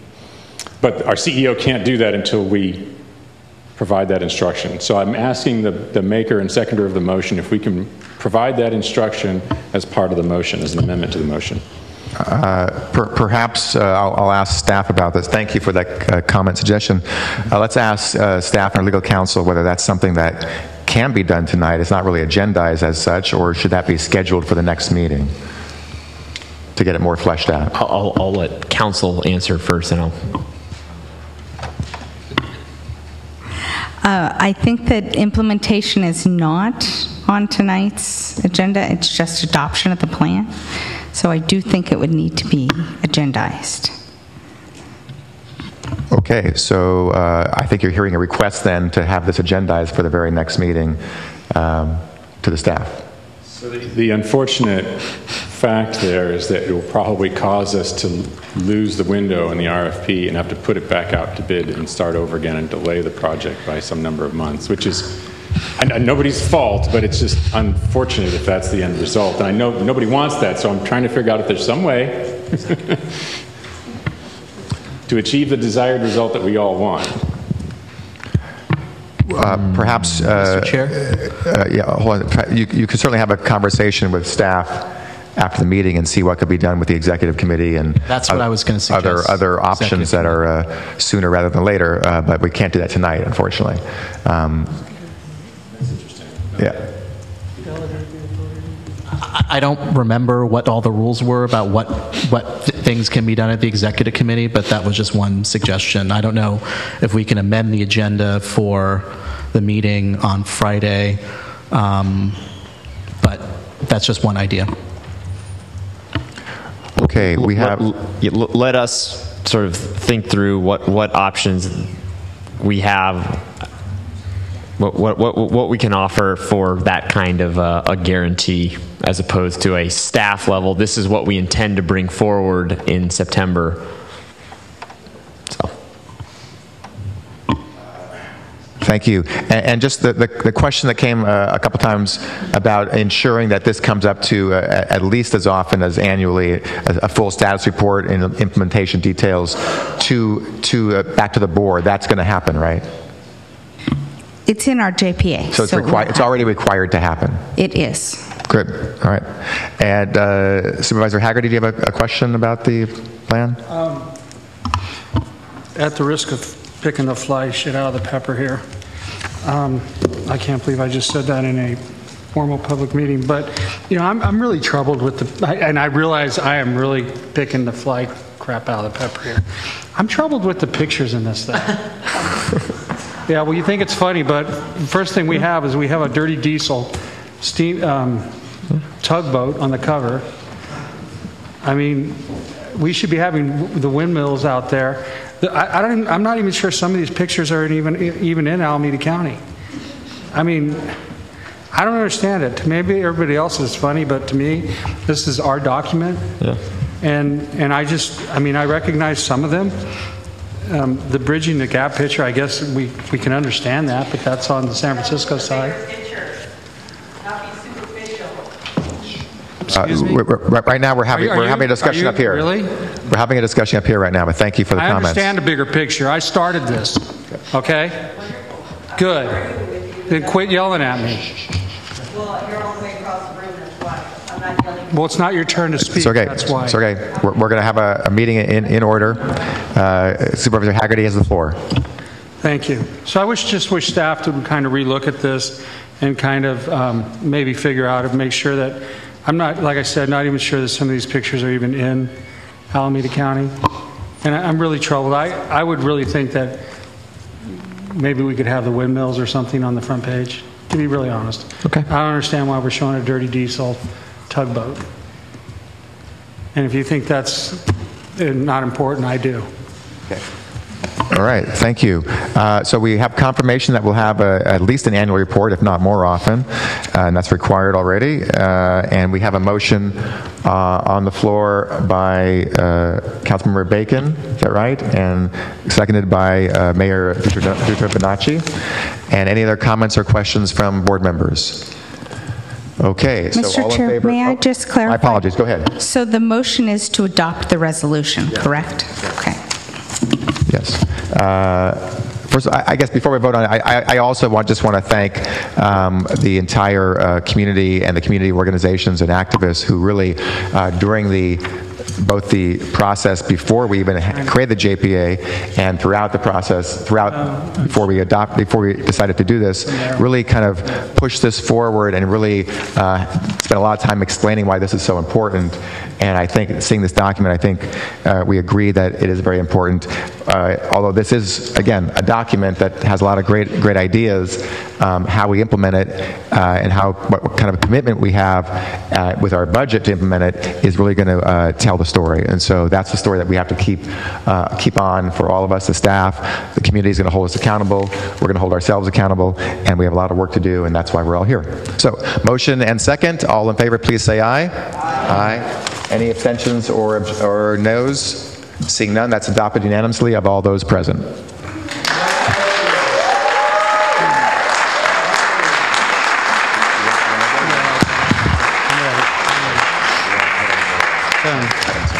Yeah, thank you. I'm going to pass the baton to our chair. I got it. Thank you. All right, thank you, Mr. Vice Chair. I appreciate you getting through the majority of the meeting. I appreciate that. We'll now move to item 10. Item 10 is related to our integrated resource plan. In this item, we're seeking approval to delegate to EBCE staff authority to make necessary revisions to the attached draft integrated resource plan to ensure the plan meets all CPUC compliance requirements, and authorize the CEO or his designee to file the EBCE integrated resource plan with the CPUC on or before the deadline. And I'll make a correction that we're specifically seeking approval to adopt the resolution that formalizes this request. That resolution has been provided to board members and is publicly available at the table in the back. We brought this item just as a reminder to the board last month as an informational item, and so now we're bringing it back to seek an action from the board. A few notes that I'll make. We recommend this filing serve as a compliance document for EBC to satisfy all the CPUC requirements. I also want to highlight that the provided draft here will continue to require some additional revisions over the course of the next couple of weeks prior to the deadline, which is August 1st, 2018. As you've seen with the memo itself and the attachments, there's quite a bit of material related to this, and so staff has been working closely with our primary consultant, E3, to review all materials and prepare our IRP. Let me provide a sort of a brief summary of all of those materials as much as I can in a succinct manner. Some highlights related to the IRP process and requirements themselves, about some of the key dates as part of this overall process, and highlighting some of the details of our draft IRP as well. The CPUC, so related to the IRP process and requirements, the CPUC is requiring all load-serving entities submit an IRP that is consistent with assumptions that it's using in its own modeling. And that modeling includes assumptions related to emissions factors, generation profiles, load forecasts, load modifiers, and resource costs, amongst other things. As part of this modeling, the CPUC is recommending a statewide reference system portfolio, which targets 42 million metric tons of carbon dioxide emissions by 2030. And this represents a 50% reduction in GHG from the 2015 level. As part of that portfolio, each load-serving entity is provided with a specific emissions benchmark based on a proportion of its load. And so for us, for EBCE, our GHG emissions benchmark is 1.09 million metric tons of CO2 equivalent by 2030.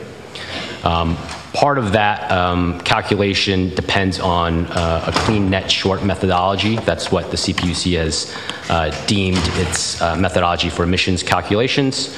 And so that must be utilized as part of the IRP. It's worth noting that this is the first time that that methodology has been developed, and right now, this is the only application of that clean net short methodology, which is within this IRP.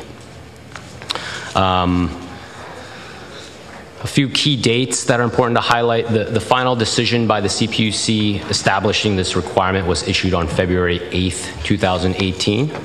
And there have been a number of events since then that have provided additional information as to the filing requirements, templates, GHG calculator, et cetera. I'll highlight just a few of those. On February 16th, the CEC issued its IPER load forecast, and that's a load forecast that we have to conform to as we do our calculations for the IRP. On April 4th, the CPUC first released the GHG calculator, which is based off of that clean net short methodology that I just talked about. On May 28th, the CPUC further updated the templates, updated the GHG calculator, and I believe the last update was provided on June 21st on that GHG calculator. So there's been quite a bit of activity by the CPUC. The CCAs, and ourselves included, have had a fairly regular and ongoing dialogue with them to sort of understand the requirements, since this is the first time that this is being required. And I just want to highlight that, given this pretty compressed time frame, we are recommending to the board that we approve this document and view it only as a CPUC compliant document. And I'll further emphasize that the staff does intend to more comprehensively engage with the community, engage with the board on an updated EBC IRP in the coming months. And that will incorporate our targets related to renewables procurement, risk management, local development, workforce goals, and also incorporate some of the pricing that we're seeing from our RFPs right now that are open. So that will be very critical information. A few points that I'll summarize related to the draft IRP itself. We are required, per the CPUC requirements, to provide a conforming portfolio. We intend to also include in the final version a preferred portfolio, and that'll make some adjustments related to our load forecast based off of changes we've made to the phase-in schedule and opt-out rate assumptions.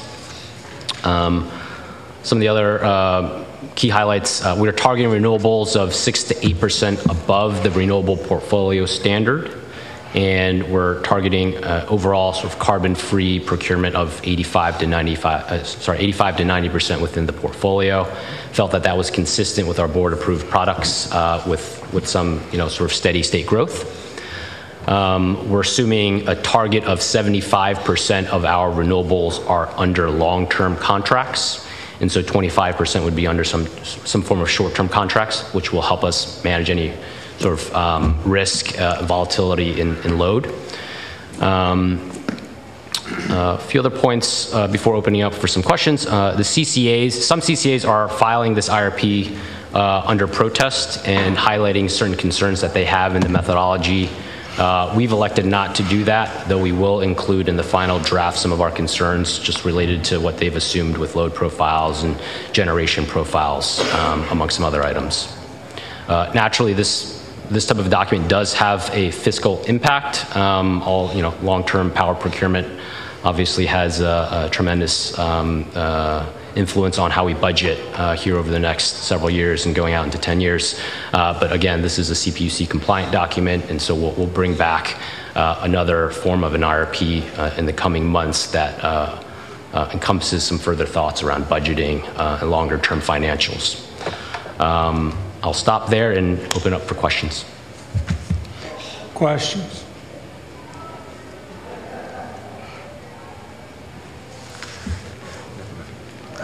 Okay. I have no speakers, so is there a motion on the item? I'll move. Second. Moved by Cobb, seconded by Mandel. Is there any objection to the motion? Motion passed without objection. Item 11. I still got Skittles. Next item, please. Item 11. So the next item is adoption of amended and restated administrative procurement policy. And there was a policy adopted in January of this year. As you know, EBCE staff has grown, and we've gotten very busy. We've launched service and found the need for amendments to the policies.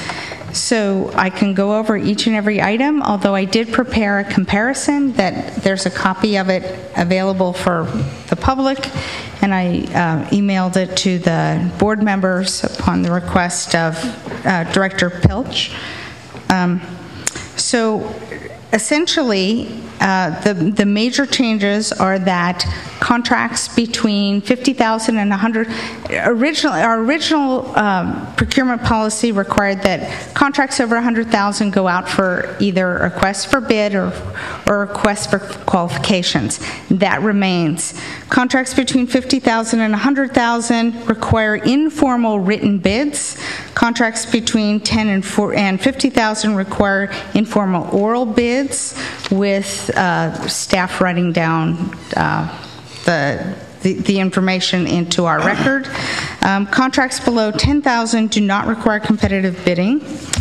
But the CEO always has the discretion to require competitive solicitations for any contracts below 100,000. Projects using federal funds. This is a new provision. It just mandates that we comply with the federal requirements. Lowest responsible bidder is not required in our contracts. It's not required that we select lowest responsible bidder unless it's otherwise required by law. For example, when we have construction projects, should we ever have construction projects. Limitations on contracting: you cannot split contracts to avoid public bidding. Exceptions to public bidding requirements are sole source, renting or leasing equipment, goods and services supplied by another governmental agency, emergency situations to address an emergency. You don't have to stop, go out for bid, just address the emergency. Prohibition. This policy contains a prohibition on gifts. It expressly prohibits EBCE employees from accepting any gifts that may influence any procurement decisions.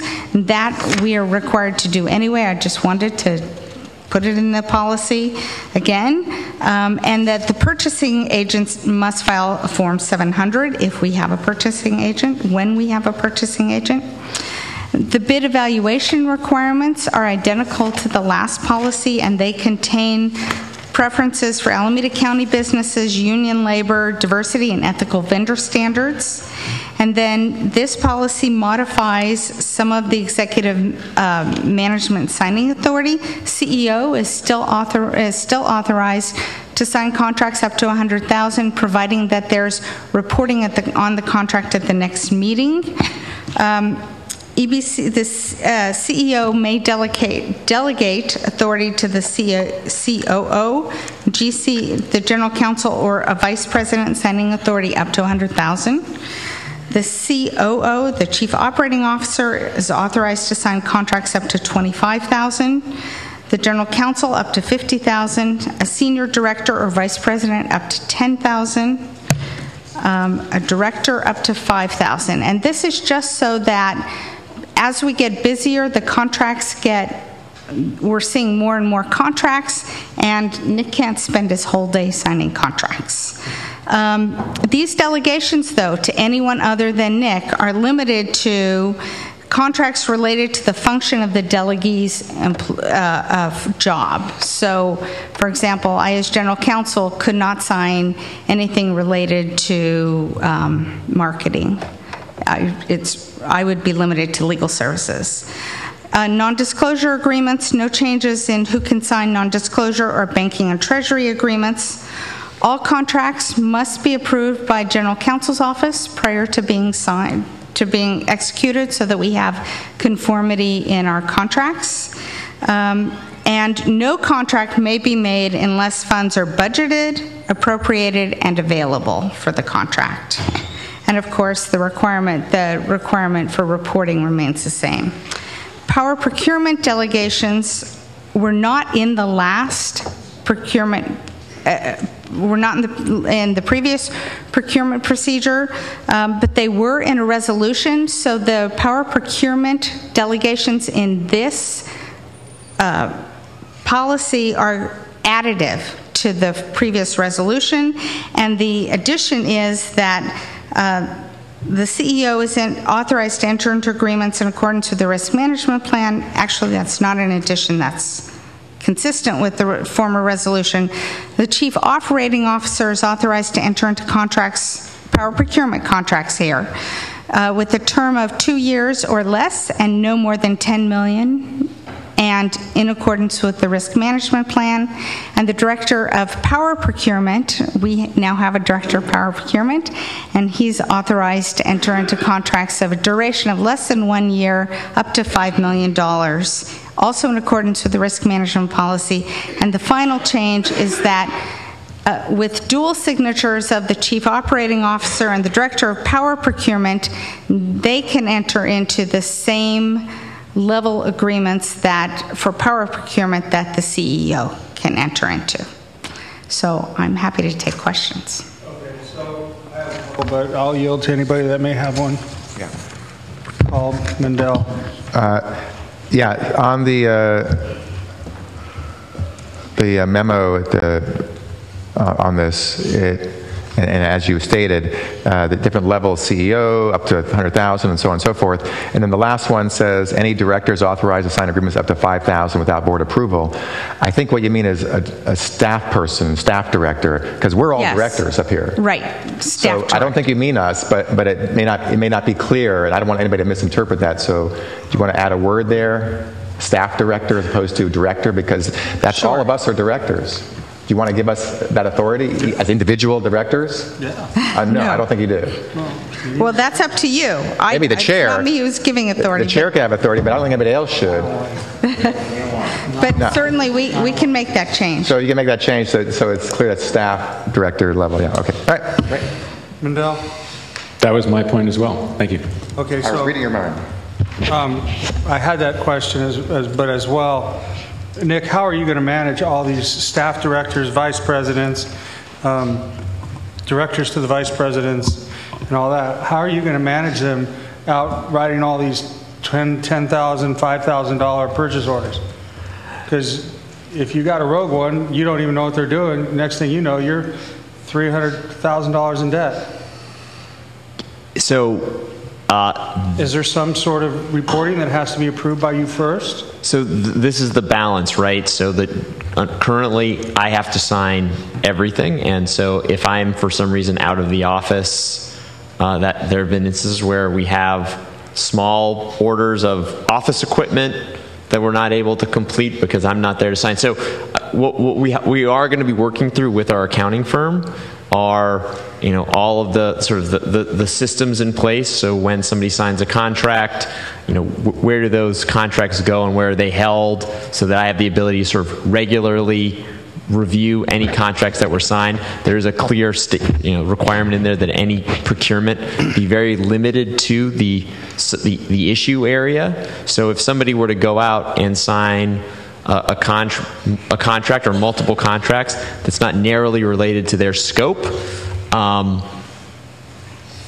that would be a violation of the procurement policy, and we would have to take all the necessary remedial action. There's also a stringent reporting requirement. So any contract that is entered into by any staff person must be immediately reported to me. And again, with our accounting firm, we're developing a system where those will be inputted, and I will be able to have ready access to sort of see all of the procurement activities. And if there are issues, if we identify there being any issues, and there are staff that are sort of using their authority in a way that is inappropriate, well then, I have the authority to revoke their signing authority. The problem I have is, first of all, purchases, you should know those are coming up. And unless you're on vacation, and I'll deal with that separately in a second, you should know those are coming up and that you need to approve those, okay? If you're out of the office for 4 hours or the half a day because you're at the PUC, well, they can wait till tomorrow. I can't believe anything that is important, or you didn't know that you needed to order some office furniture. I just can't believe that comes up, okay? But having said that, so you go on vacation and you're gone a week, 2 weeks. I mean, you're coming up on your year here, and you're going to be wanting to take some time, I'm sure. We're probably going to deny it, but, you know.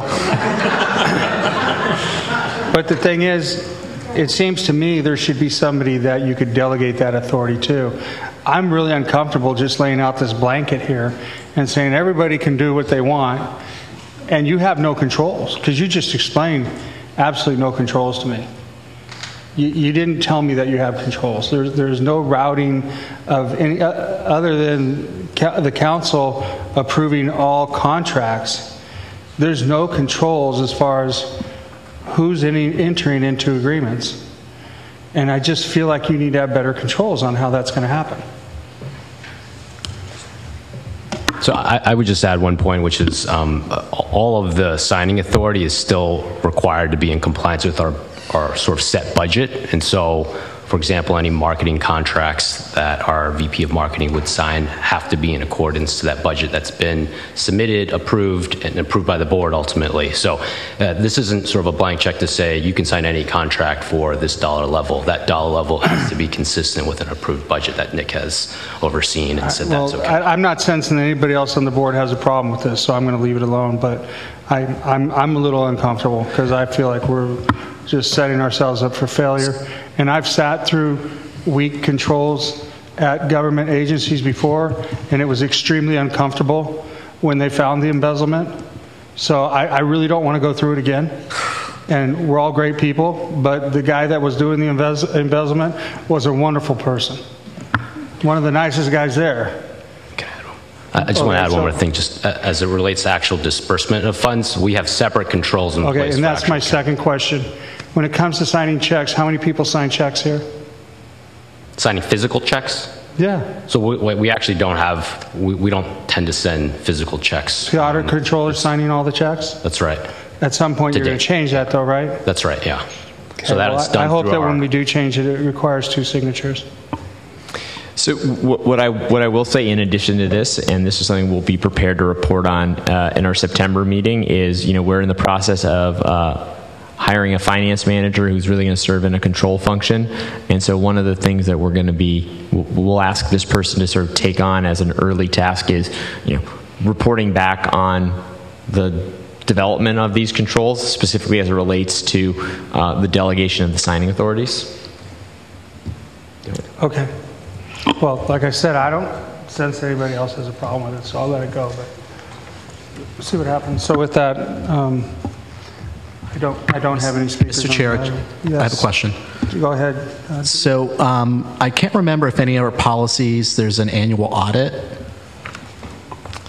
Yes, we do have an annual audit. So in the Joint Powers Authority, we have a requirement by a third party. Okay. We're actually in the process of engaging with an auditor for, it's going to be a little bit more than the fiscal year. It's going to go back to basically the inception of the JPA through the end of the last fiscal year. Then we'll have that audit done. I believe our target is by the end of October is when the audit would be completed. So we would be coming in, at the October meeting is when we would present the results of the audit to the board.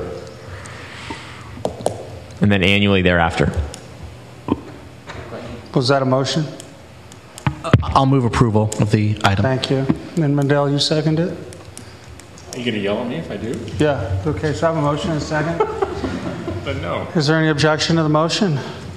Motion passed without objection. Thank you. Move to item 12.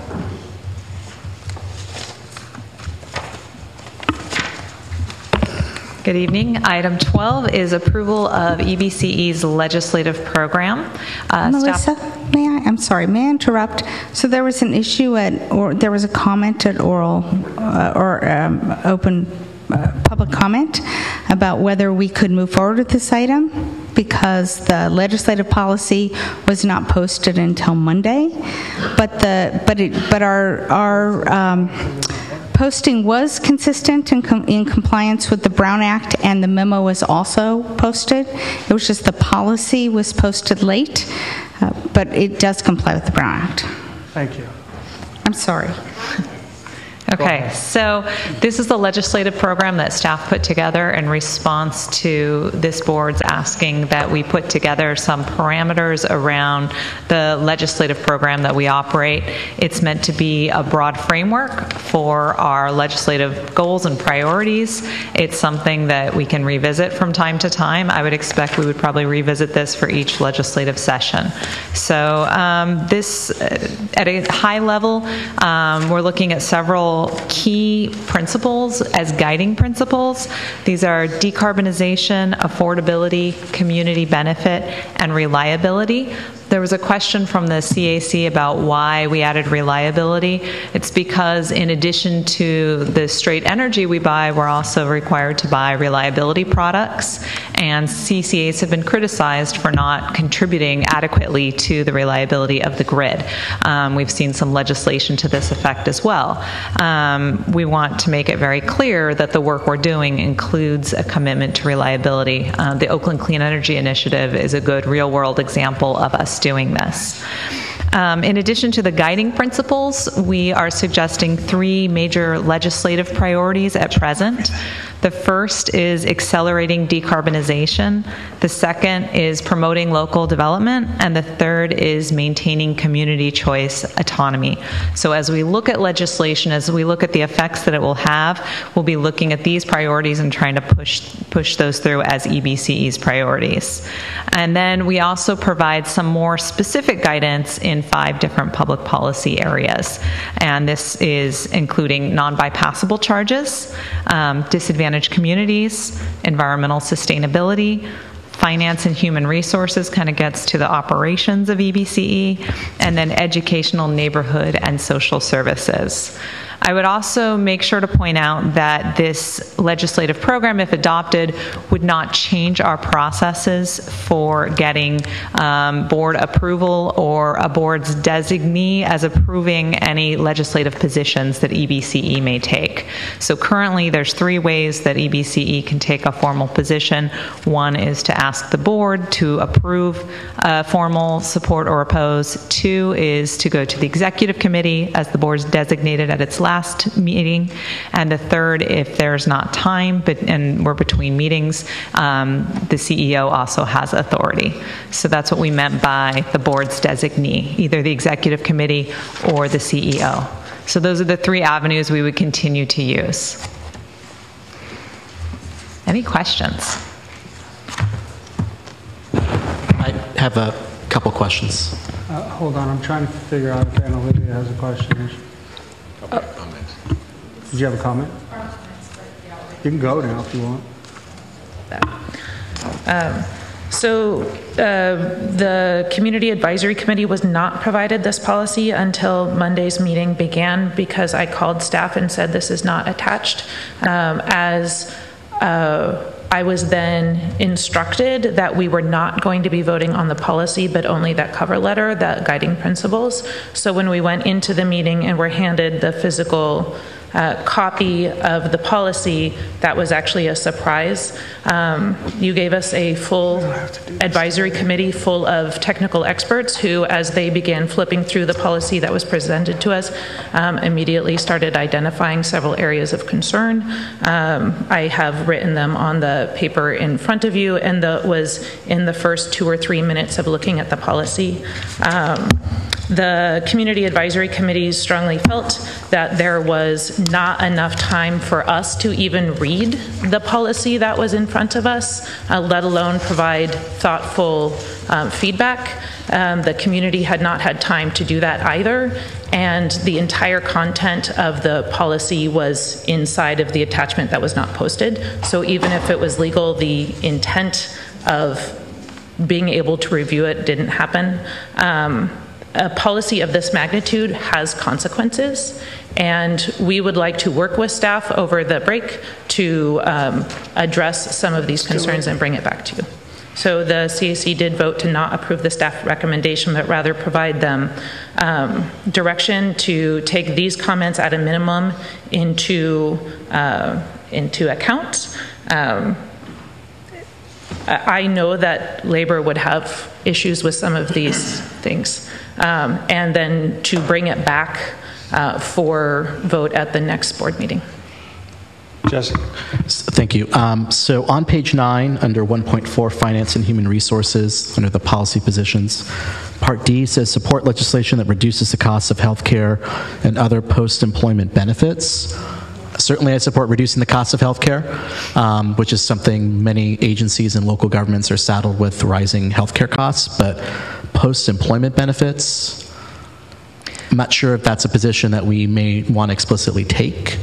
I mean, I don't think our staff are union, but I do believe in the idea that if we negotiate certain post-employment benefits, that we should honor those commitments to our employees. So could you explain what the reason was for including that? Is that necessary? I have no idea. So it's certainly not necessary. I think this came up in the context of legislation that would require if a JPA was to disband, that the member cities then take on jointly and severally any pension liabilities. So that was that bill that I know we opposed at the Alameda County Transportation Commission. So is your intention that we'll oppose that bill too if we include this, or? That would be the idea. We don't necessarily oppose that particular legislation, but that's the kind of legislation that we might want to have a position on. Okay. I think it's a little broad. That's my concern.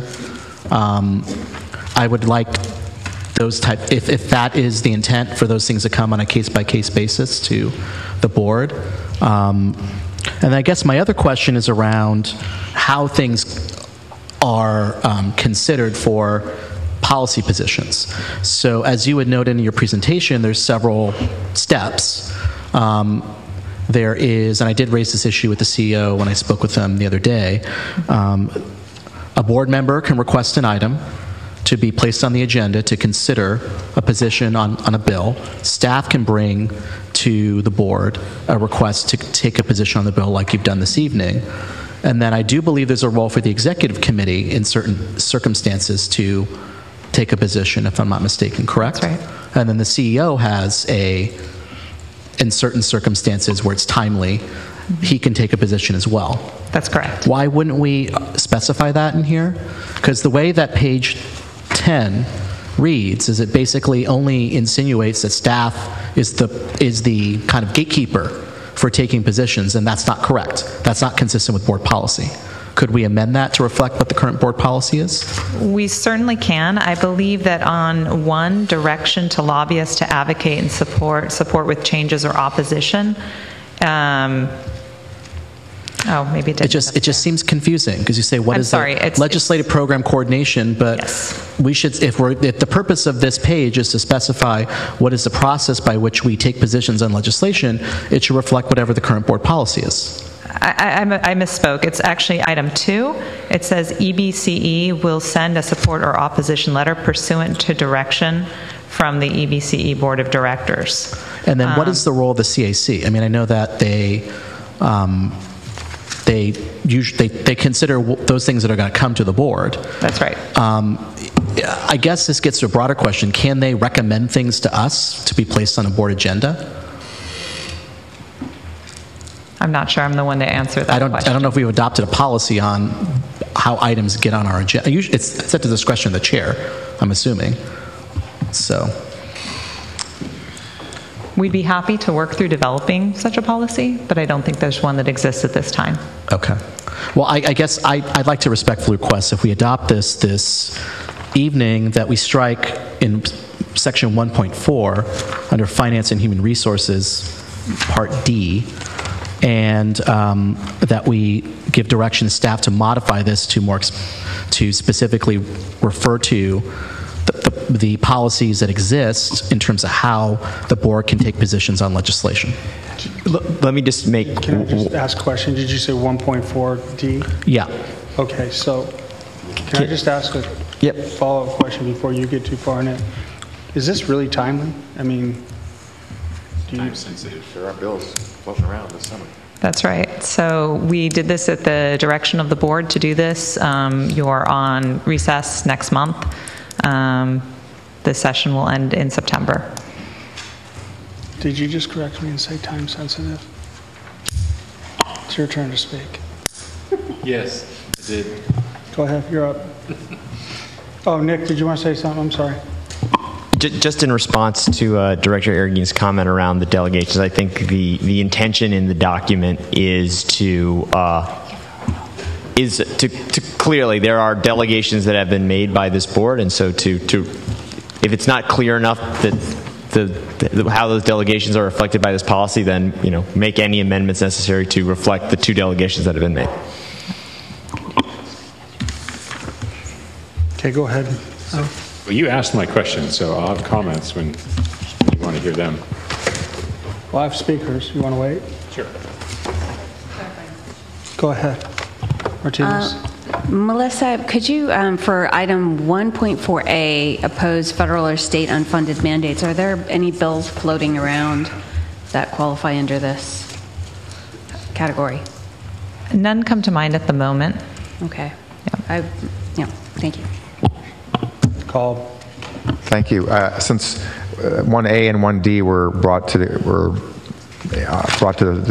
forefront here to discuss, so there are times where something might be considered an unfunded mandate, which is actually could be very good policy. I mean, someone would say if we're going from an RPS from 50 to 100 or something, theoretically, since we are an energy agency and it might cost more over some period of time to do cleaner, it's unfunded mandate. But that's just a very specific example. But a lot of people who complain about unfunded mandates, a lot of them are local elected officials like all of us, and sometimes we have very good complaints. But a lot of times it's just this knee-jerk conservative reaction to the state trying to pass some good policies for everybody in the state to adhere to. So I wouldn't want to have a blanket oppose every state or federal unfunded mandate. Sometimes they're actually good. So I don't know how I'm not asking for any word changes per se, but I just want to, I'm not really sure how to change that, but I just want to make that clear what I'm saying. And I think one thing to note is we have sort of 3 really guiding principles around accelerating decarbonization, promoting local development, and maintaining community choice autonomy. So in the example that you're pointing to, that an RPS, I think very clearly these general legislative principles would supersede any specific any specific bill that would be viewed as an unfunded mandate. And that's going to be inherent in any policies, that there are going to be times when there are conflicts, and that's where sort of the discretion of the discretion is going to have to be made to say what is more important. There might be an unfunded mandate, but it advances a specific goal. That's fine. I just wanted to make it clear on the record that it's not always bad. And then in terms of D, we now have how many employees? 20 employees, or thereabouts? 10. Okay, I'm sorry, 10. Eventually, we're going to have 20. All right. So what we have a health care plan. Yes, or 2 or 3 to choose from. And we have, what kind of retirement plan do we have? We have a defined benefit 401A 457 plan. So we pay as we go. I don't even know why we have that in there. Yeah, it's a defined contribution plan. Defined contribution plan, right. Okay, and then we don't pay for health care for people after they leave the agency when they retire. We do not currently. Okay, so D is really relevant. I mean, it's not all that relevant to us as compared to cities. No. I think that's right, but it is possible in the future that we may consider. One example I'll point to is, as we're thinking about our healthcare options, we may decide we want to participate in a program like CalPERS Health. So CalPERS Health does have a retirement component. There are mechanisms in place that allow an agency like ours to pre-fund our liabilities, much like actually the City of Dublin does for some of the services that it takes from Alameda County. But that would be an instance that I could actually point to say we may decide that we want to participate in CalPERS for Health, and yeah. All right. Thank you. I'm going to call for the public. Oh, now you, Director Pilch. Just one comment. I think we should, given the timeliness the time sensitivity, I believe we should pass this tonight, but I would so move it. I have speakers. Oh, sorry. I have several. I'm trying to get to them. I'm sorry, I missed that part. It's okay. We'll get to the speakers, and then I'll come right back. Make my comment later. Okay. Did you have any other comments before I go to the speakers? Any other comments before I go to the speakers? All right. Richard Rollins, Mandeep Gill, Al Weinrab, and then Barbara Stebbins.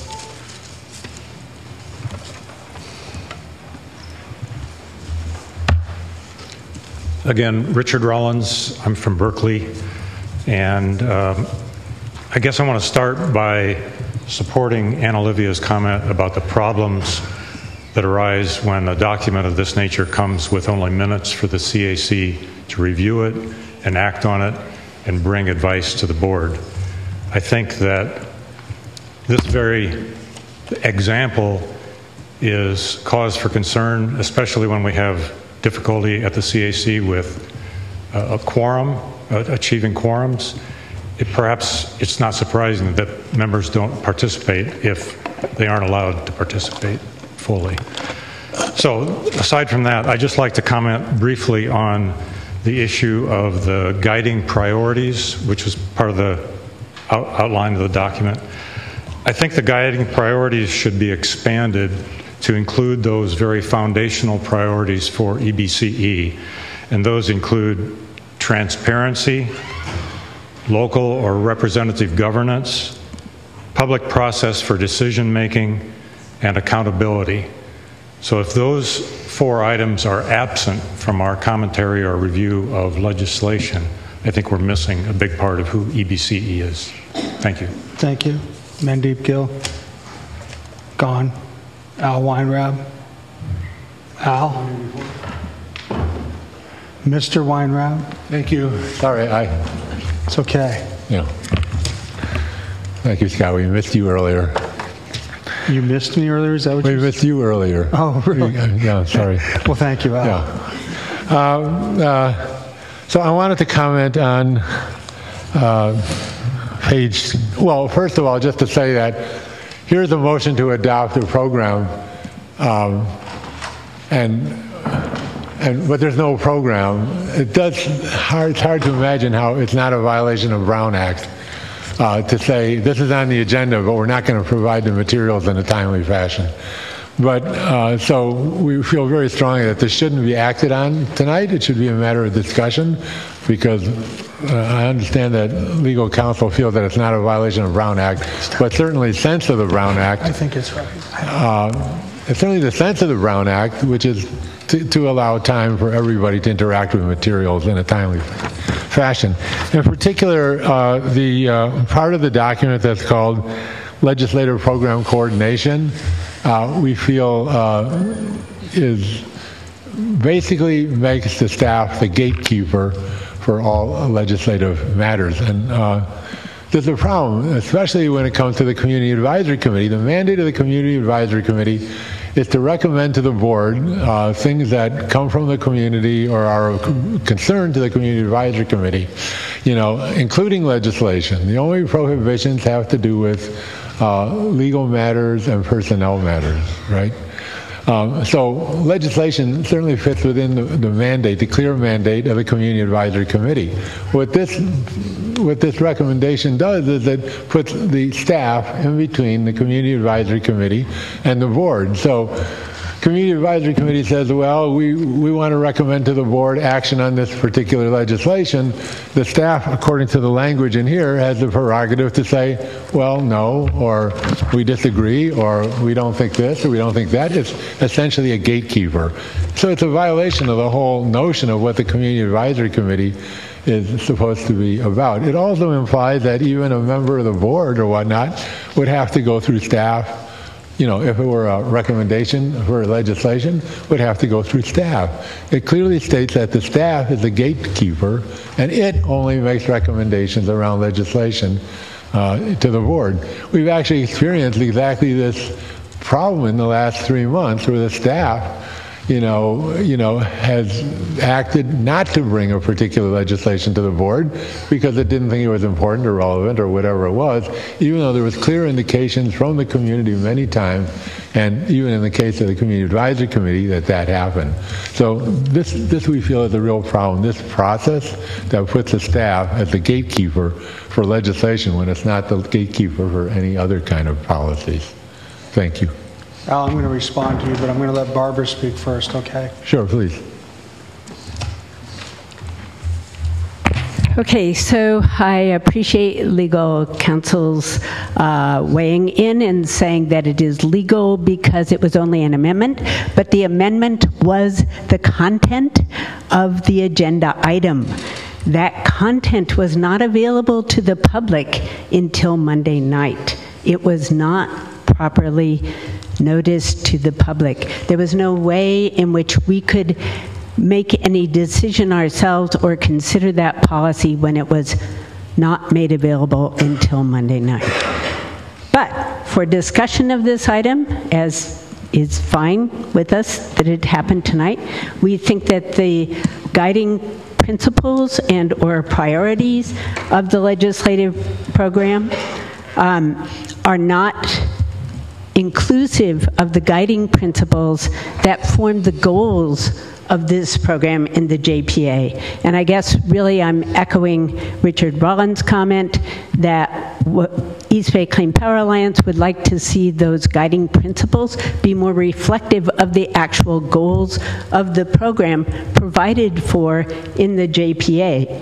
For instance, well, decarbonization, affordability, and reliability are pretty close to the CPUC's core mission of reliable, affordable, low-carbon providing of energy.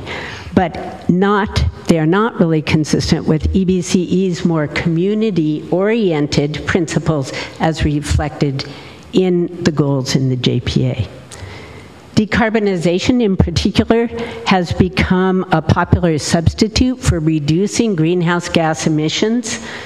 But not only is decarbonization not actually achievable, but it also says nothing about clean energy resources, about community resiliency, and even less about local clean energy resources. The Alliance would like to suggest that the legislative priorities should be more in line with what the goals of this program are.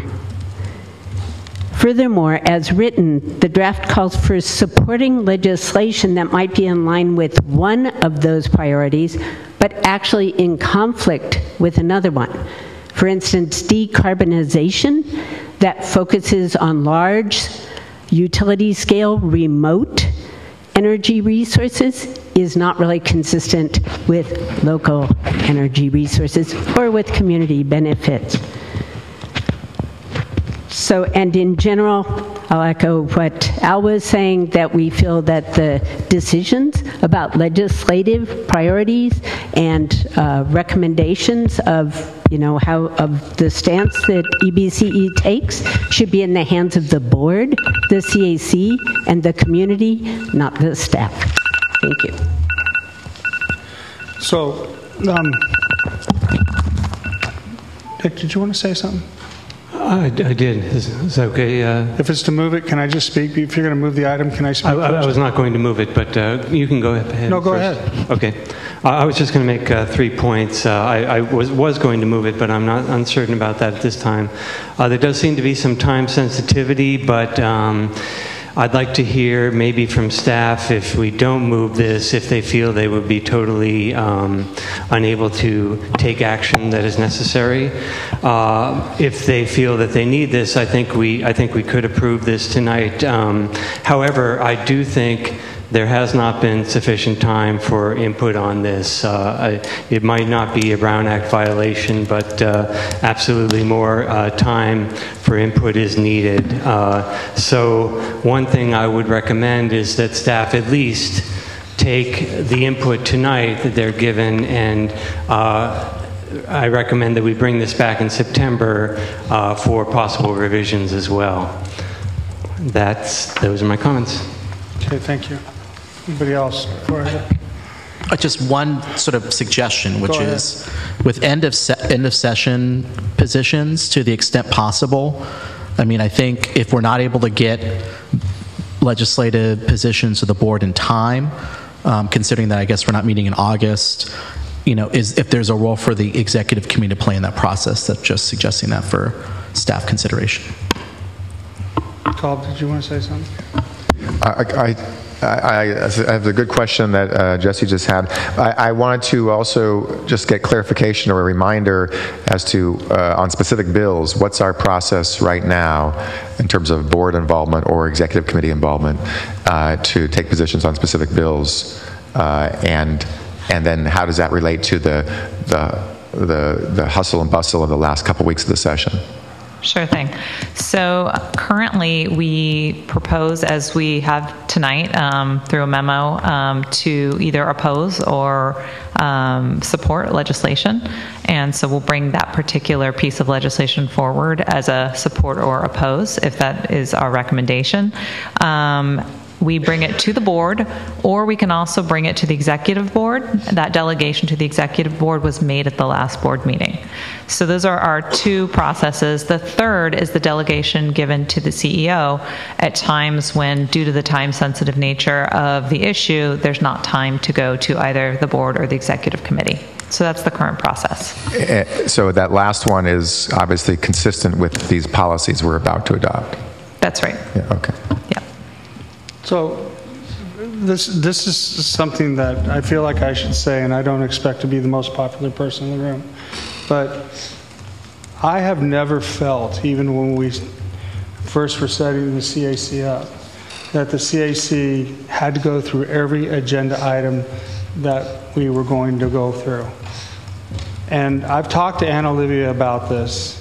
I would wish that the CAC would operate more like the Citizens Advisory Group over at MTC, and where they set up goals for themselves, they establish a work plan for themselves, and they move forward and they advise the MTC Commission. I don't like, personally, the reactionary way that this is happening here. And again, I think it's almost a waste of the CAC's time to go through every agenda item that we're going to hear. Okay, having said that, you seem to want to keep doing that, but it's not the way I envisioned it, okay? I envisioned that you would operate more like MTCs. I'm going to say that. Now, Al, I said I would speak to you specifically. Had you set up the way that I thought you were going to set up, there would be provisions for the CAC then to have an ability for you to take up legislative stuff and then bring it to us. Say, look, we want this on our legislative agenda for tonight. We want to talk about this, and then we want to make a recommendation to the board, which way to go, whether they take it or not. You keep talking about the board or the staff as a gatekeeper. I don't know that I agree with that. And certainly if you ever had that problem, I never got a phone call from you to say, hey, can you put this on the agenda? And it's really kind of funny because it seems, and maybe I'm just naive, but it seems like there's a lot of areas in which we should just flat out be agreeing. And maybe I'm just being naive. So I wish for me that the CAC can keep operating the way it is. But for me, I believe the CAC should be developing a work plan, a yearly work plan, and they should be doing things like, how do we better implement the local development business plan? How do we better deal with rooftop solar? How do we get more of that done? Specific projects, not reacting to everything that is on our agenda. And so I will admit that it probably would have been a little better to have this out on Monday, but it didn't happen that way. But we've got to move forward. And this constant paralysis that we continue to have because it didn't get done at the CAC or the CAC didn't have a quorum, it's becoming frustrating.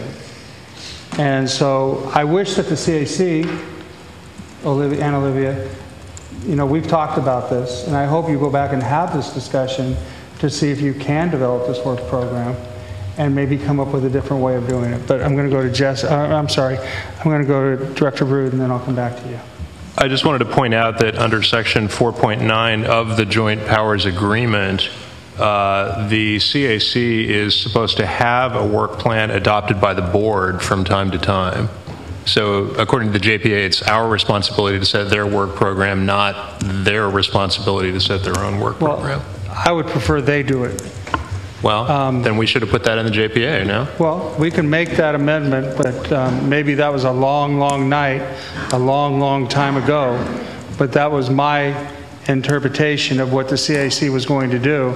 They were going to develop their work plan, and they were going to, you know, and when the new chair came in, they would develop their work plan as an organization, and they would work on specific projects, not always reacting to items 1 through 15 or whatever is 16 on our agenda, 8, 19 or 18. And that's not the way I ever envisioned the CAC. And I know you're not arguing with me. You're not arguing. I would rather they do it, I guess, because I think, you know, they're the Citizens Advisory Committee, and I think they're better off figuring out what the citizens want to talk about over the next year. Again, it's what good is it for us to tell them what to do? It would be better that they deliver the work plan, tell us, look, this is what we're going to work on over the next year. So I'll go to Anna Olivia and then Martinez. If you review the discussion that this board had on April 12th of 2017, I think it starts around 1 hour and 23 minutes-ish, but I can send it to you. There is a lengthy discussion about what is included in the scope. The feedback has been heard. I have been working with staff on priority setting and some of the processes that are keeping us from being able to do some of those very things. We have plans to work over the August recess. We are not taking a recess. We are continuing to meet. And if you notice, even though I write these things up and give them to you, we do not comment on everything on the board. When we comment on specific items, it's because you have provided us with technical experts in those areas. And when they review and say, this is great, we say, great, we'd like to support it then.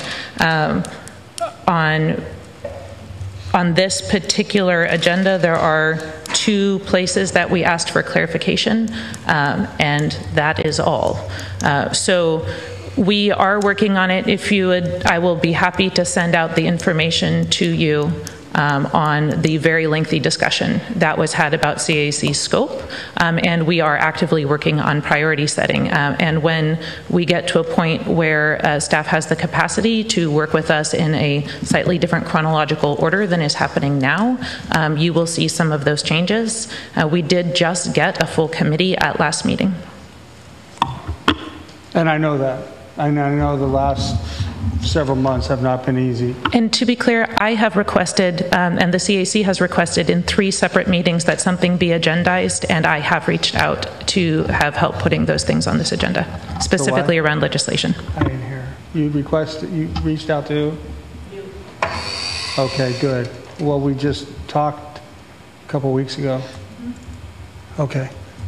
All right, Martinez. I just wanted to hear back from staff regarding, there were a couple of suggestions made. One was, is there a path to get through session and the bills at the end of session by going through the executive committee, or do you need something passed in some form tonight?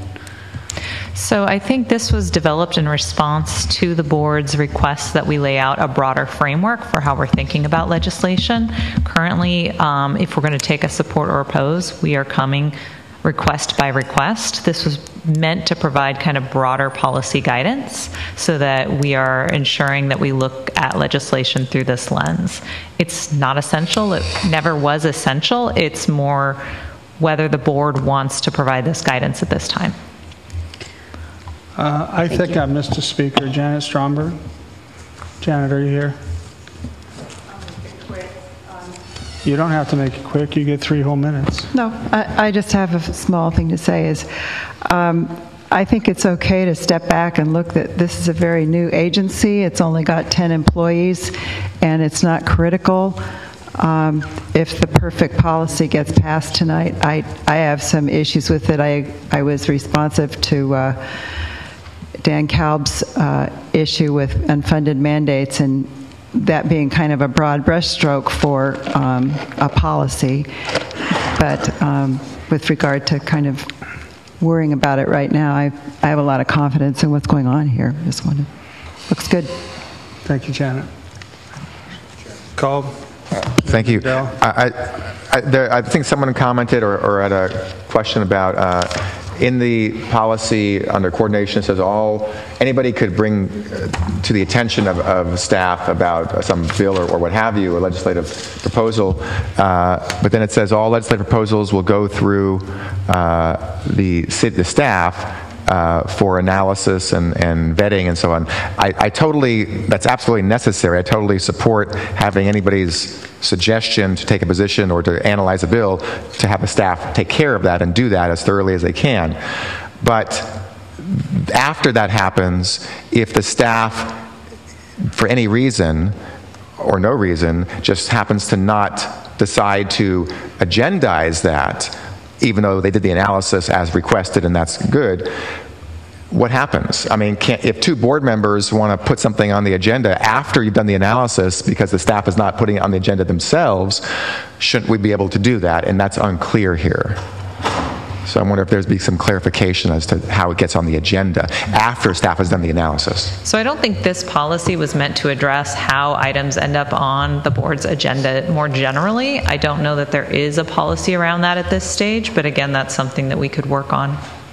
Okay, or just some clarification down the road. This just seems like a lot about nothing. I mean, if somebody wants us to take a position on a bill, bring the bill to us and we'll take a position.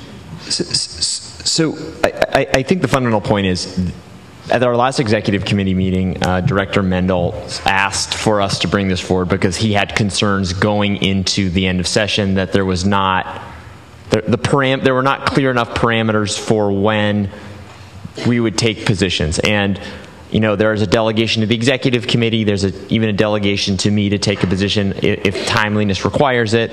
We certainly can, if necessary, schedule an executive committee or multiple executive committee meetings in August. The intention here truly was, if we're not planning a meeting in August and there's a bill that needs immediate action and I have to use my delegated authority, I now have some clear parameters within which to sort of make decisions. In the absence of being able to sort of seek input from the board members. Is it critical? No. We certainly can do our jobs without it. I think it does help, and I do also think that no matter where we end up on this, going into the fall, when we have adequate time, we absolutely have an opportunity to revisit this, develop more specific details around delegations and process. This is truly meant as a measure to help us get through the rest of the legislative session. And I think that's what's important to focus on here. This is to get us through the beginning of September. Okay. I'm sorry, Mendel, and then Mayor Argan. Thank you. So, I did ask for this. I think it's important that we have it, especially in the long term, and the sooner we have it, the better. And I do thank you for putting in the effort. It's a difficult thing to try to craft policy guiding principles, because that's something that we all we obviously care about. So thank you for taking a stab at it. I think that what I would recommend is that we remove 1.4.a, remove 1.4.d, the two to which there were specific objections, pass it tonight, and instruct staff to bring it back through regular order in September, give the CAC plenty of time to go through it in detail, give the executive committee time to go through it in detail, and then pass a more, hopefully at that point, complete policy for going forward. But at least by removing the ones we know are objectionable tonight and providing some basic guidance, it provides a little bit of structure for staff during August when we really are not going to have a meeting. Is that a motion? Yes, Second. it was. That was a motion. And that's a second. I think that was Martinez, Director. Okay. All right. Is there any objection to that motion? Can you repeat the motion, please? You want to repeat it, or you want me to do it? So. Are you speaking of the... So the motion is to approve the policy that's before you. Send it back, and I'm going to get to everything else, so don't jump down my throat. and let the CAC spend some time with it. And also the executive committee bring it back in September, and also remove in 1.4, remove item A, and 1.4, remove item D.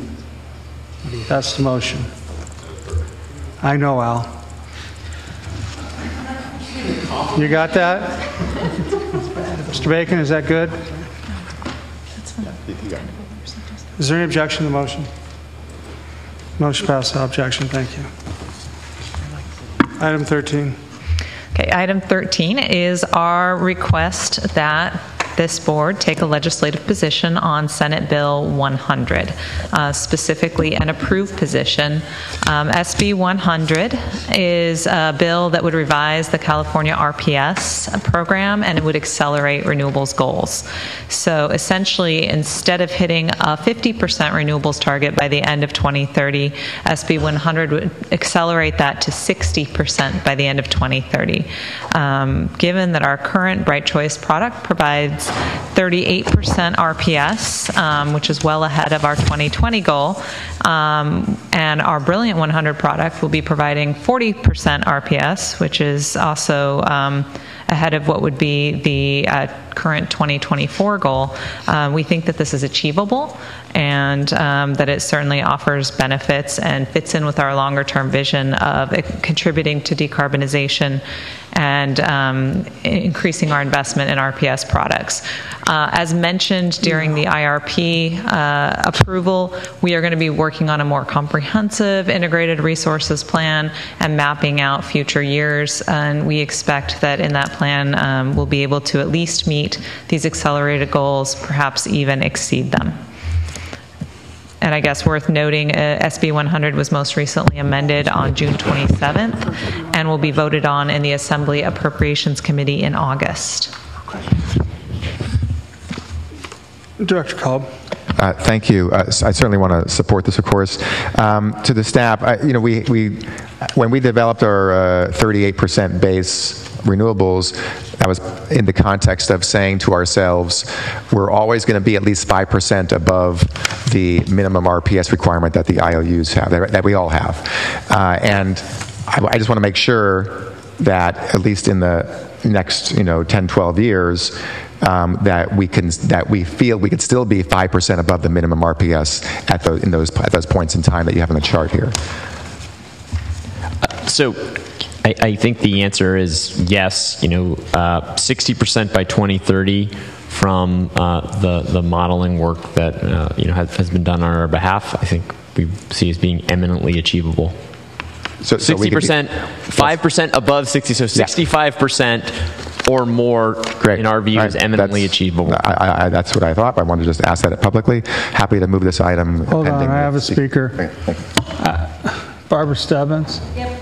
Are you going to ask us to oppose the bill?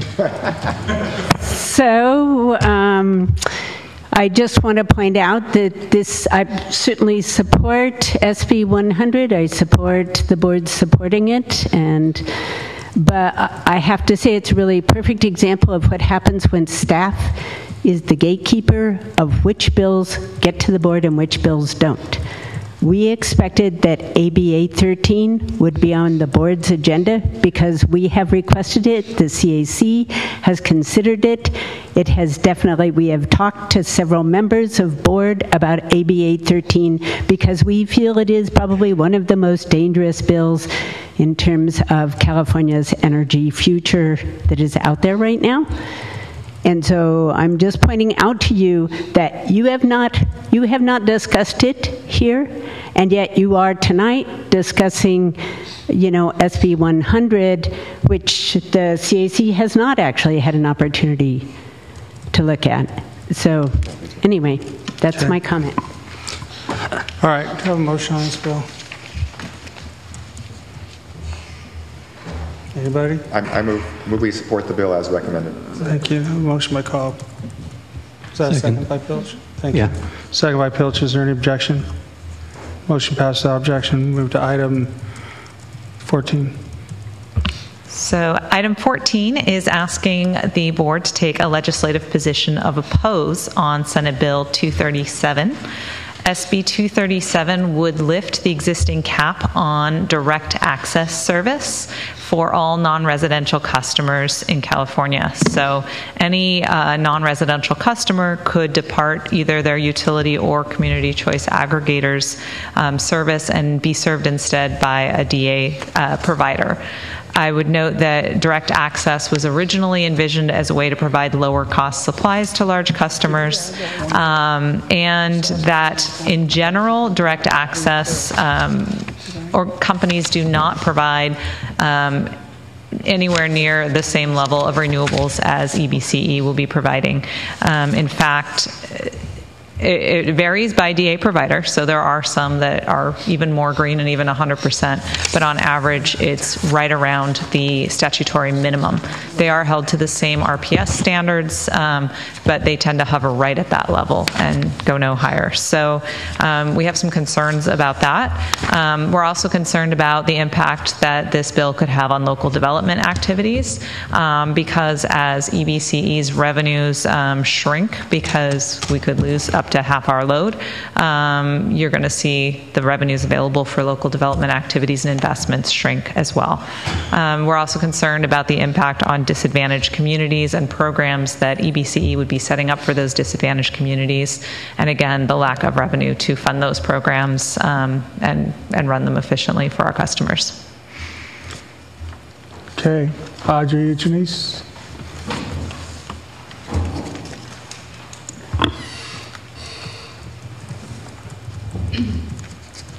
Thank you. Audrey Ichinose, Berkeley Climate Action Coalition and East Bay Clean Power Alliance. I'm glad we had this discussion up to now, leading up to these legislative positions, because it raises the question, especially with respect to this staff recommendation, of what happens, what follows. I mean, so the staff decides on an oppose or a support position, but what kinds of reasonings then, justifications are advanced in support of that position? And I raise this because the staff's position on 237, it seems to me very weak. I mean, to justify that we oppose 237 on the grounds that it will have primary reasons related to our EBCE's local development, EBC's decarbonization efforts, EBC's disadvantaged communities. I mean, I don't think they're stating the reasons why EBCE should be really concerned about 237.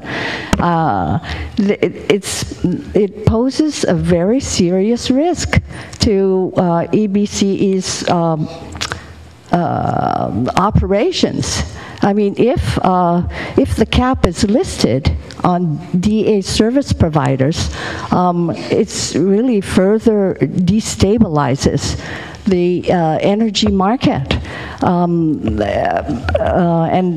what I'd like to, I mean, before citing some excerpts from the report on the Hertzberg bill for the Assembly Committee, I wanted to point out that of the 21 DA providers registered with the CPUC, over 2/3 are out of state, and many are subsidiaries of large companies. So when all of these entities are allowed to sell electricity in the California market, it's going to be very destabilizing.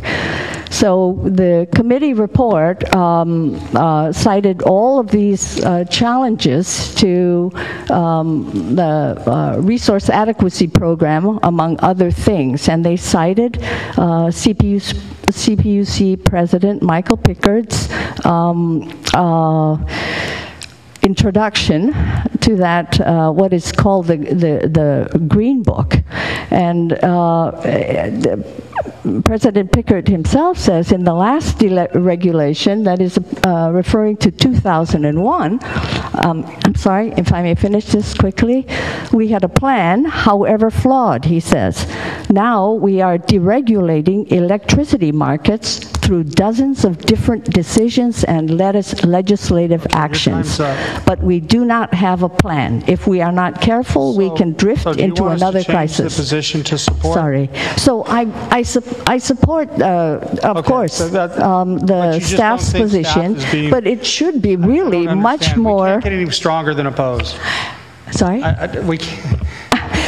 Well, my question is, how are they going to justify that position?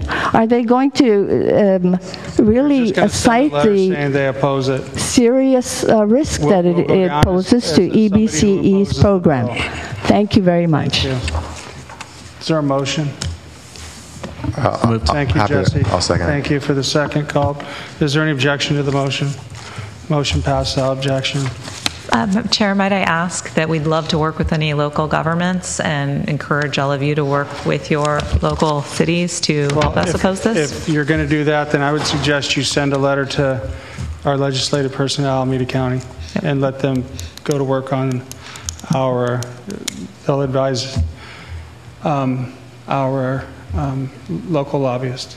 Great, thank you. Okay. I'm not going to become your lobbyist, so send it to Alameda County and they'll send it off. All right, thank you. Okay, item 15.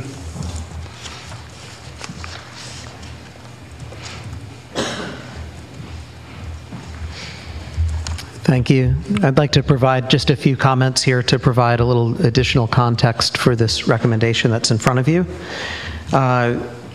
As you know, large commercial customers are important members of the community and are vital participants in EBCE. Our 20 largest account holders include over 500 million kilowatt hours of annual electricity consumption. Of the top 27 are public agencies, and that group of 20 are diverse institutions, including school districts, federal and state agencies, hospitals, large corporations, and industry. EBCE's commercial load is about 2/3 of EBCE's total load, making commercial accounts EBCE's largest contributors to our reserve fund and the local development business plan that we've made a priority tonight. The top 200 accounts represent about 1/4 of EBCE's load, and they have a very high opt-up rate to Brilliant 100, which is great. In fact, 4 of our top 10 largest accounts have opted up to Brilliant 100. Every 1% of opt-out load represents about $4 million of annual lost revenue. Commercial accounts represent the greatest opportunity for carbon reduction because they consume the most power. Large commercial accounts are therefore the most cost-effective to retain, as there are fewer touch points with more megawatt hours. I've been talking with our largest accounts, including those representing the 3% of load that have already opted out. And as our CEO mentioned earlier tonight, the primary concern of those customers is rate certainty. EBCE customers can opt out at any time and are therefore a flight risk, both in terms of load certainty and financial certainty. The larger the customer, the greater the impact on our load shape, our revenue forecast, and the environment. That's why we're recommending that staff develop a retention agreement. The agreement provides rate assurance to large customers in exchange for providing load assurance for EBCE. There's no direct cost to administer this agreement in years that EBCE's rates remain at or below PG&E's rates, which is what we're forecasting. And there's limited risk exposure as the agreement only guarantees one future year of rates at or below PG&E's rates. I see this as a way to retain our current customers and maybe even entice some of our opted out accounts back into the fold. So if the board directs staff to pursue this agreement, EBCE staff will do additional analysis to determine the expected costs and benefits of this approach, to determine whether we should offer this to a specific subset of accounts or offer it to all account holders, including residential, and also whether the carrots and sticks are sufficient to achieve our objective in a cost-effective manner. So if the board approves this approach, the staff will then return to the board with an agreement to discuss and consider approving. Thank you. Thank you. Call. Thank you for that. I think this is a great idea. It says, it says 2 years. Is there a reason why we wouldn't want to try to negotiate a 3-year thing? I mean, is that a risk for us to do that? I think that customers would appreciate that. They're most concerned about having some notice about us going above PG&E's rates, but it would expose us to more risk. So it would expose us to more risk. Yeah. I see. Okay, so you're recommending 2 years. Current year and following year. To be able to fix the price, you have to enter into fixed price contracts. Right. And so there's potentially some additional risk there. And there's also, you also have issues around variability around the power charge and difference adjustment. So the longer you're fixing your price, the more volatility the agency is taking on, as opposed to being able to pass some of that volatility potentially on to the customer. But I guess the question through the chair, the question is, though, I mean, even if we're successful, how much of the load will all these agreements result in, and is getting that commitment for 3 years worth the additional risk if it's only going to be a modest percentage of the overall load? I mean, that's just the thought I'm having. I think we would need to do more analysis, as I mentioned, on that very topic, but just anecdotally, meeting with some of these large customers, particularly the ones that have opted out to date, we've had very specific discussions around what it would take to bring them back, and I think having even 2 years of rate certainty for the current year and the following year would go a long way. I'm happy to move the item. Hold on. Okay, well, I have a motion now. And I have a second by Martinez. Okay, do I have a second? Second by Mendel. Okay, I have Martinez, and then I have Ann Olivia. What? Comments. Sorry, Chair, there are comments on this item. I know, I'm holding them, but I have to take the motions. Okay, now I still have speakers, though. Martinez? So I just wanted to clarify what you're asking for tonight is authority to develop an agreement, and at a future date you would come back to us with the agreement and the results of any analysis of costs and benefits of the program, correct? Correct. Thank you. Ann Olivia. The CAC was in support of this recommendation from staff and asked that as part of what they bring back, that it includes financial scenarios to illustrate the effects of either implementing or not implementing it, and potentially look at the effects of implementing it for all customers. Thank you. Jessica? So I just had a question how we're going to pay for this, and I guess there'll be additional analysis that will come back to us. Is it assumed that this is going to come out of the surplus? Because I remember we had that conversation previously around how we spend if there's a surplus in terms of providing some sort of rebate to ratepayers. Is that where this is going to come out of? Go ahead. The recommendation at this point is not that specific, but I could envision that as one possible approach. All right, thank you. I would also say, I think we will endeavor to at least evaluate options that are revenue neutral. So when you don't have when a customer makes a multi-year commitment, you're able to buy energy sort of for the same term as that customer, and that we said that this would never that can actually be beneficial. I think as it relates to the CAC's recommendations, those both make sense, and so when we're conducting our analysis and we bring it back, we will address both of the comments that the CAC is making. Yeah, well, because there's no... So I kind of don't understand the question, because we've always said that we would always be below PG&E rates. So this is just backing up what we've said, correct? Yes. So it's not like there's, like we have to go to reserves or anything to back up our word. It's only if you guys make a mistake, you're not watching PG&E's rates, is when it's going to get screwed up. It is conceivable that, it is conceivable that the board could make a decision at some point in the future to allow the rates to go above PG&E's, and what we're saying here is that we're making a commitment to the customer today that we're not going to... As one board member, that's not why I started this, so I don't think that's where I would vote. So, all right. You can have a seat. Richard Rollins, Barb Stebbins. Richard, you passed. Barbara, and then Jessica Tovar. So East Bay Clean Power Alliance does not support, we're opposed to this proposal from the staff to develop a plan to secure large commercial customer loyalty by offering rate guarantees. I think you actually hit the nail on the head there. I mean, if we're going to stay below PG&E anyway, there's no need to offer this plan. It definitely provides a perk for the large commercial customers that will come at the expense of other customers if there's some reason for us to be offering that guarantee. So if there is a need to guarantee them rates that do not increase, that implies that we think rates could increase. If we think rates could increase at some point above PG&E, then who will pay for that increase? Then residential customers, small commercial customers, will wind up carrying the ball for large commercial customers. And this just seems to me to run contrary to, seems to us to run contrary to the whole notion of a community choice program rather than a corporate choice program. So we really think that this could, I mean, they're going to do a study. Hopefully it'll come back and show that there would never be any problem like that. But realize it's not just the PCIA that could increase.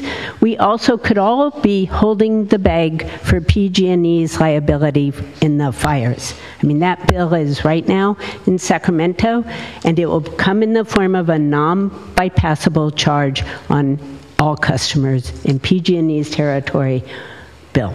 So that could also increase costs in a way that we haven't really anticipated. Thank you.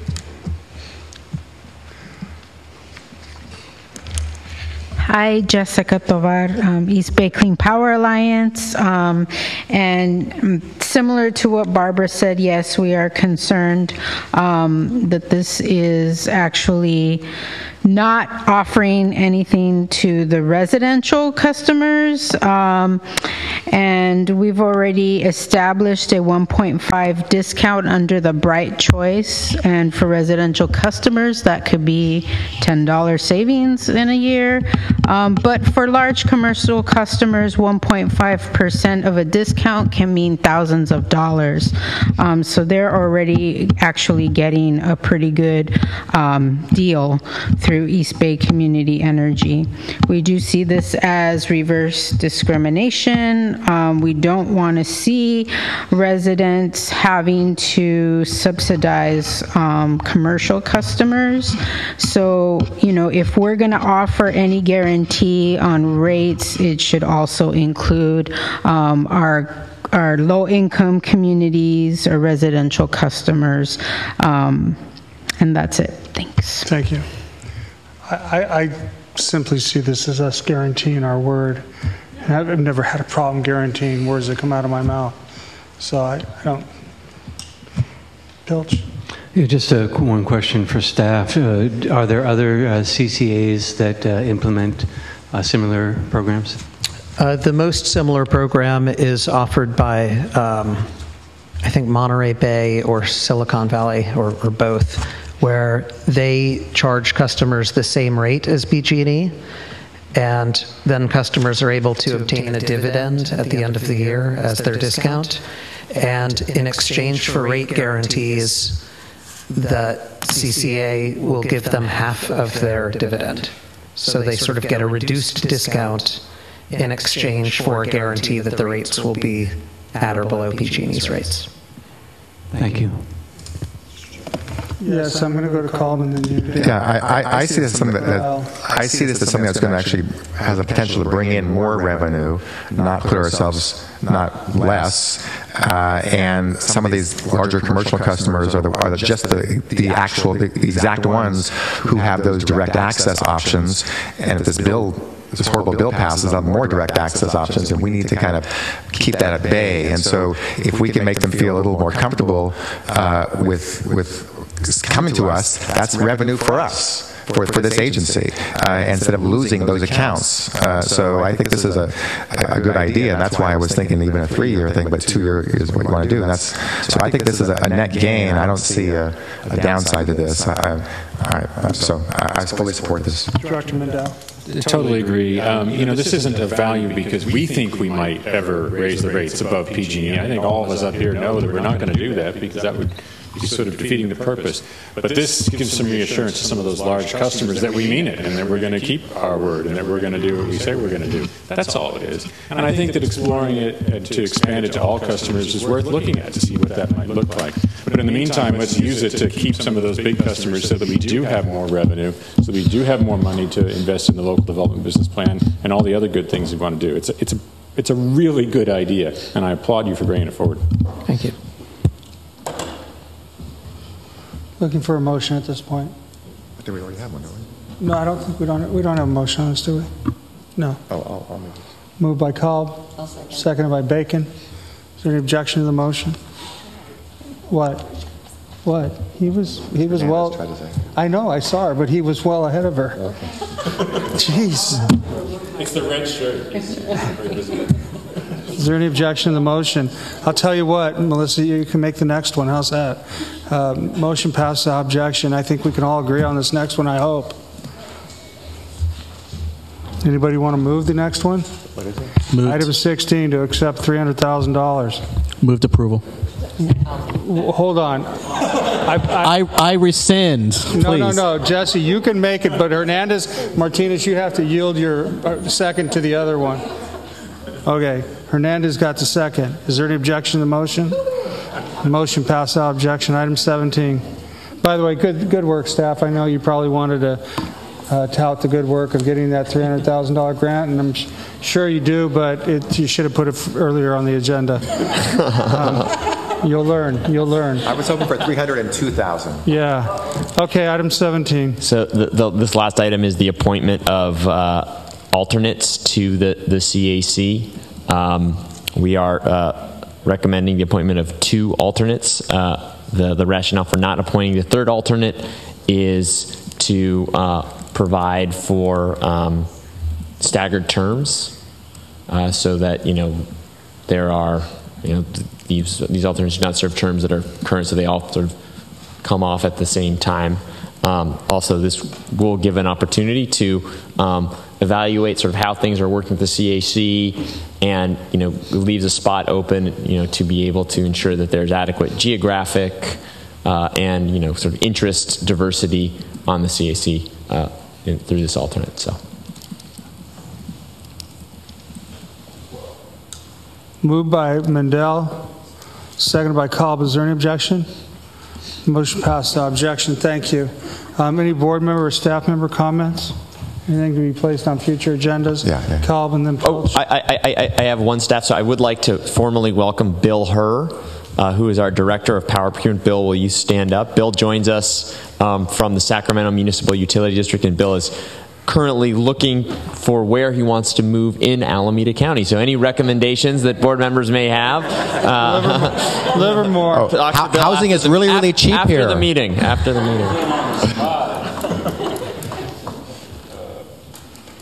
All right. Would you like to say anything? Well, just in honor and... Would you like to do that at the microphone? I just want to thank the team and everybody to give me the chance. I think it's an honor to be a part of this movement, and so I'm really excited to be here. Good. Welcome. All right. Call. I've already told our executive director that the next meeting currently is scheduled at the same time as Yom Kippur, so I've asked that we change that, and so I believe the director is going to poll all of us to find a different meeting date in September. That works out nicely because the 19th is my birthday as well, so thank you. Well, happy 25th birthday. Pilch? So I really appreciate the fact that we're in this facility where we can be recorded and webcast and recording stored. But I've noted that I believe the executive committee meetings and the CAC meetings are not recorded. So I would request that the staff look into a way to at least provide audio recordings for, if not video recordings, for those meetings. Well, we're meeting currently in the Emeryville City Council, and it's pretty old. I know, I'm trying to be CAC all right. meetings are that's a good thought, Director Pilch. All right, Anna Olivia? The CAC meetings are recorded and they are posted online. Thanks. Anybody else? Staff, any more comments? So we're adjourned until Wednesday, September 9th. However, the Executive Committee meeting is meeting on Friday. What time? 11:30. 11:30, where? Here? 11:30 here. So we're adjourned. Thank you. Thank you to Vice Chair Kalb for starting us off. Come on, Al. Be nice. I've had a really bad day.